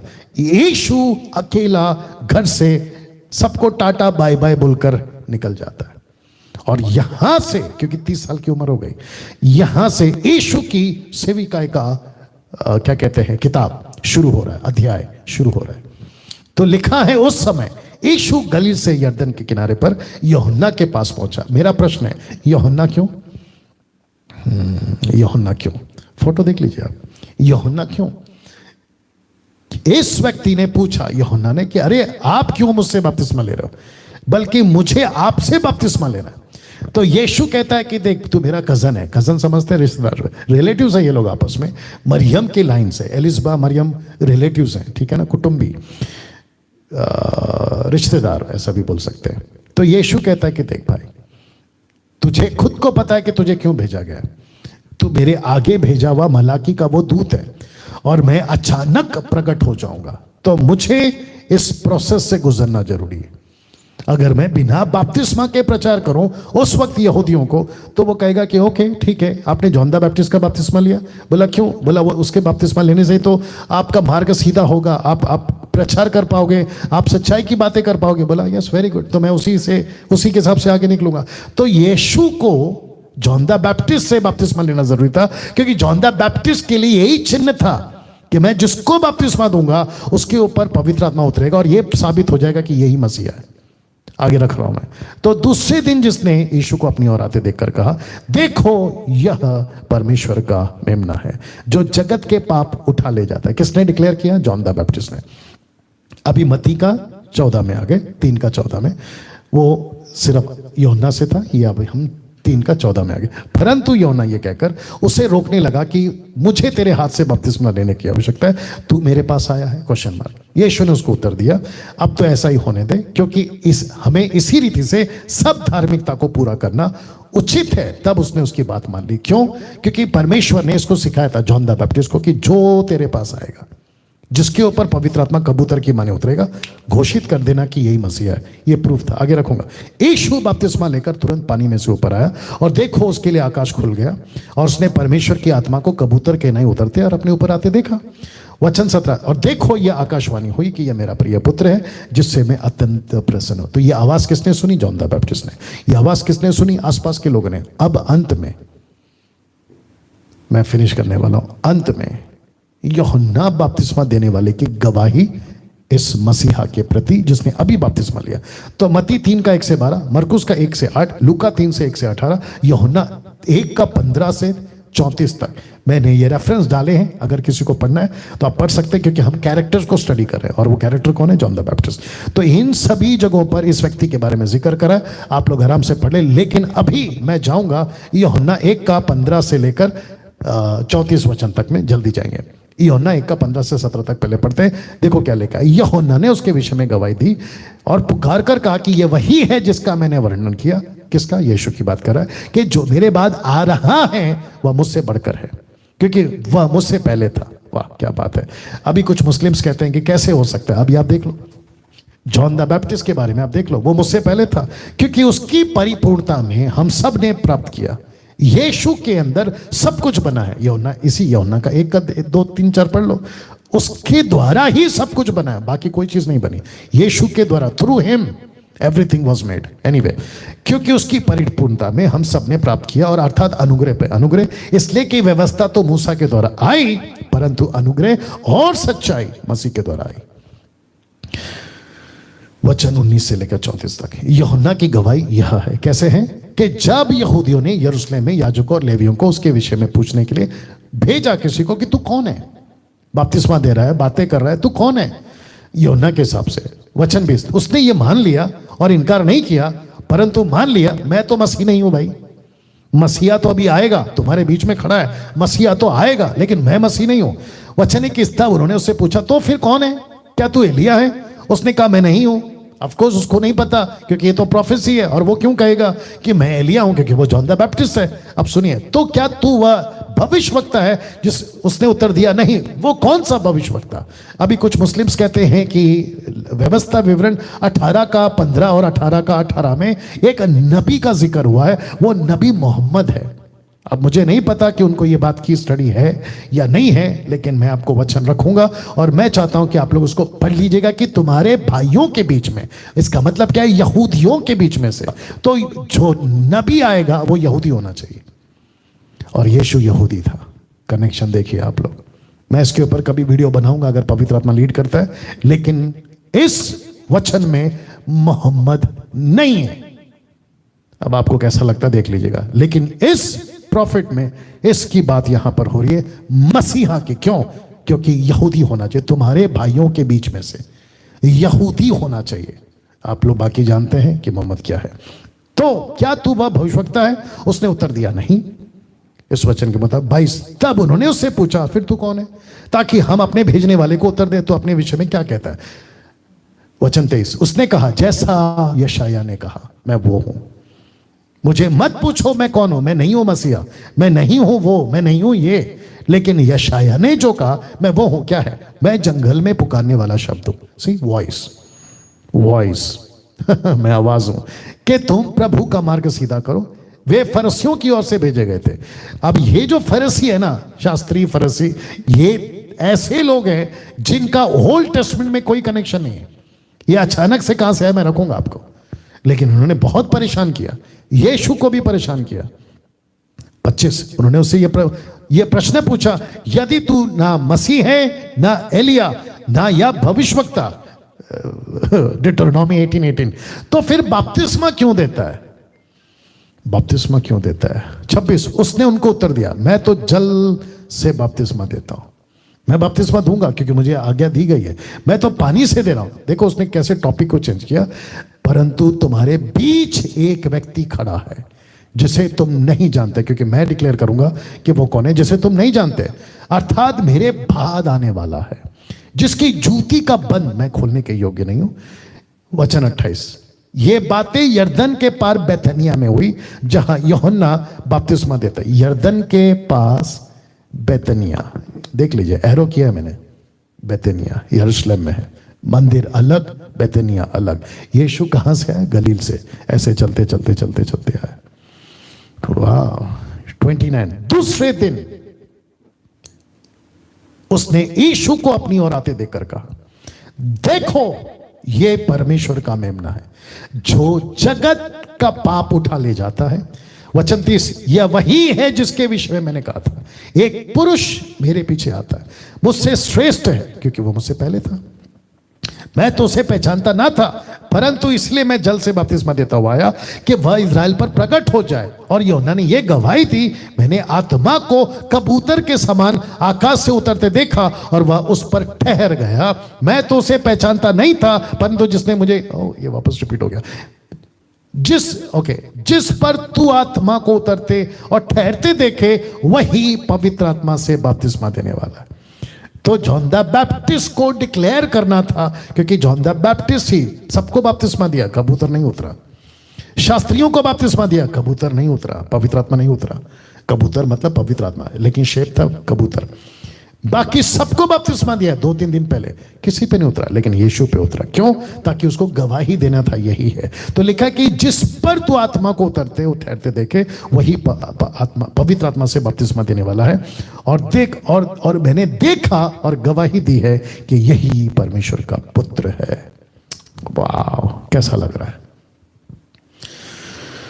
कल प्रभु भोज होगा, कल मंडे। तो मैं चाहता हूं कि आप लोग सब जुड़े, जो एमएमबी के मेंबर्स हैं। ये जो टीचिंग है अभी जो मैंने दी वो यहाँ समाप्त होती है। अगले हफ्ते मैं फिर आऊँगा, आगे की बातें आपको रखूँगा, ठीक है ना? और ऐसे करते करते हम चारों किताबों की स्टडी करेंगे। तो मैं आशा करता हूँ कि आज का स्टडी से आपने बहुत कुछ सीखा है, डिटेल में दे दिया आपको। मुझे नहीं लगता है कि इससे और ज़्यादा डिटेल आपको चाहिए होगा जॉन द बैप्टिस्ट को समझना। अगर कोई देता तो प्रभु ने आशीष दे। आइए दुआ करते हैं। सृष्टिकर्ता पिता यीशु के नाम में जितने लोगों ने सुना है, समझा है, प्रभु उन सभी को आत्मिकता में मजबूत कर, उन्हें नजदीक ला और तेरे कार्य में इस्तेमाल कर। मकसद एक ही है, तेरा राज्य बढ़े। ये प्रार्थना यीशु के नाम से मांगते हैं, आमीन। चलिए, तो एक समर्पण है और मैं सच चाहता हूं कि उनको कॉल लगाया जाए, और आप लोग अगर रुकना चाहें तो रुक सकते हैं सभी लोग, ताकि उस बच्चे का समर्पण, छोटा बच्चा है, नाम क्या है पूछ लेना, सब पूछ लेना। साथ ही साथ मंथली सपोर्टर्स अगर आप बनना चाहें इस मिनिस्ट्री का, मैं वेलकम करता हूं, जरूर बनिएगा। Thank you Lord. आगे आप पूछ लो, नाम क्या पूछो? हाँ, अच्छा मैंने रखा था 2 हफ्ता पहले। जी हाँ, ये है बच्चा। वाह, बड़ा खूबसूरत है, लड़का है, विश्वास। आप जानते हैं कि मैं समझता हूँ ये तीसरा या चौथा बच्चा होना चाहिए जिसको हमने ऑनलाइन समर्पण किया है। नीति वचन 22:4 कहता है कि बच्चों को शिक्षा उसी मार्ग की दो जिस पे उसको चलना चाहिए, ताकि बुढ़ापे तक वो जो है उससे ना हटे। तो ये वो बेबी है, बेबी बॉय विश्वास, इसका नाम हमने रखा है। और मैं समझता हूँ कि ये बच्चा जो है प्रभु की महिमा करेगा आगे, जैसे जैसे वो बढ़ेगा। तो इस बच्चे के लिए हम अभी प्रार्थना करेंगे। आइए दुआ करते हैं। अनुग्रहकारी पिता, इस बालक विश्वास के लिए मैं आपका धन्यवाद देता हूं प्रभु, और मैं जानता हूं कि परमेश्वर बच्चे तेरी ओर से दिया गया फल, ब्लेसिंग, आशीष है, और बच्चों के द्वारा तेरी जो योजना है इस खास करके विश्वास के द्वारा पूरा कर लीजिए प्रभु जी। इनके माता पिता को ब्लेस करें, ताकत दें कि वे इस बच्चे को ठीक से तेरे राज्य में चला सके। आदर महिमा आपको देते हैं, ये प्रार्थना यीशु के नाम से मांगते हैं, सुने और कबूल करें, आमीन। ओके, सो आज इस बच्चे का समर्पण हो गया, तो कंग्रेचुलेशंस। और मेरे को बोलना कि मुझे कॉल करने के लिए बाद में उनको। चलिए दोस्तों, अगले हफ्ते फिर एक समर्पण होगा, लेकिन अगले हफ्ते बच्चे का समर्पण नहीं है। एक माँ है जिसकी बेटी 30 साल की है, और वो बेटी को कहती है कि मैं इसको प्रभु के लिए समर्पण करती हूँ, और बचपन में नहीं कर सके क्योंकि वो मसीह को नहीं जानते थे, लेकिन अभी जाना है। तो उसकी मम्मी ने मुझे कॉल कर कहा कि 30 साल की लड़की को मैं समर्पण करना चाहती हूँ, और उसको सिर्फ और सिर्फ मसीह के काम के लिए देना चाहती हूँ। तो मुझे लगता है कि अगले हफ्ते हम वो भी करेंगे। चलिए, अपना ख्याल रखें, इस वीडियो को खूब शेयर करें जो अभी आपने सुना, और लोगों तक पहुंचाए। और अगर YouTube पे अभी आप लोग पहली बार है, सब्सक्राइब नहीं किए, प्लीज चैनल को सब्सक्राइब करें, आइकन बेल दबाएं। ना पैसे आपको लगते हैं, ना मैं पैसे कमाता हूं। गॉड ब्लेस यू, अपना ख्याल रखें।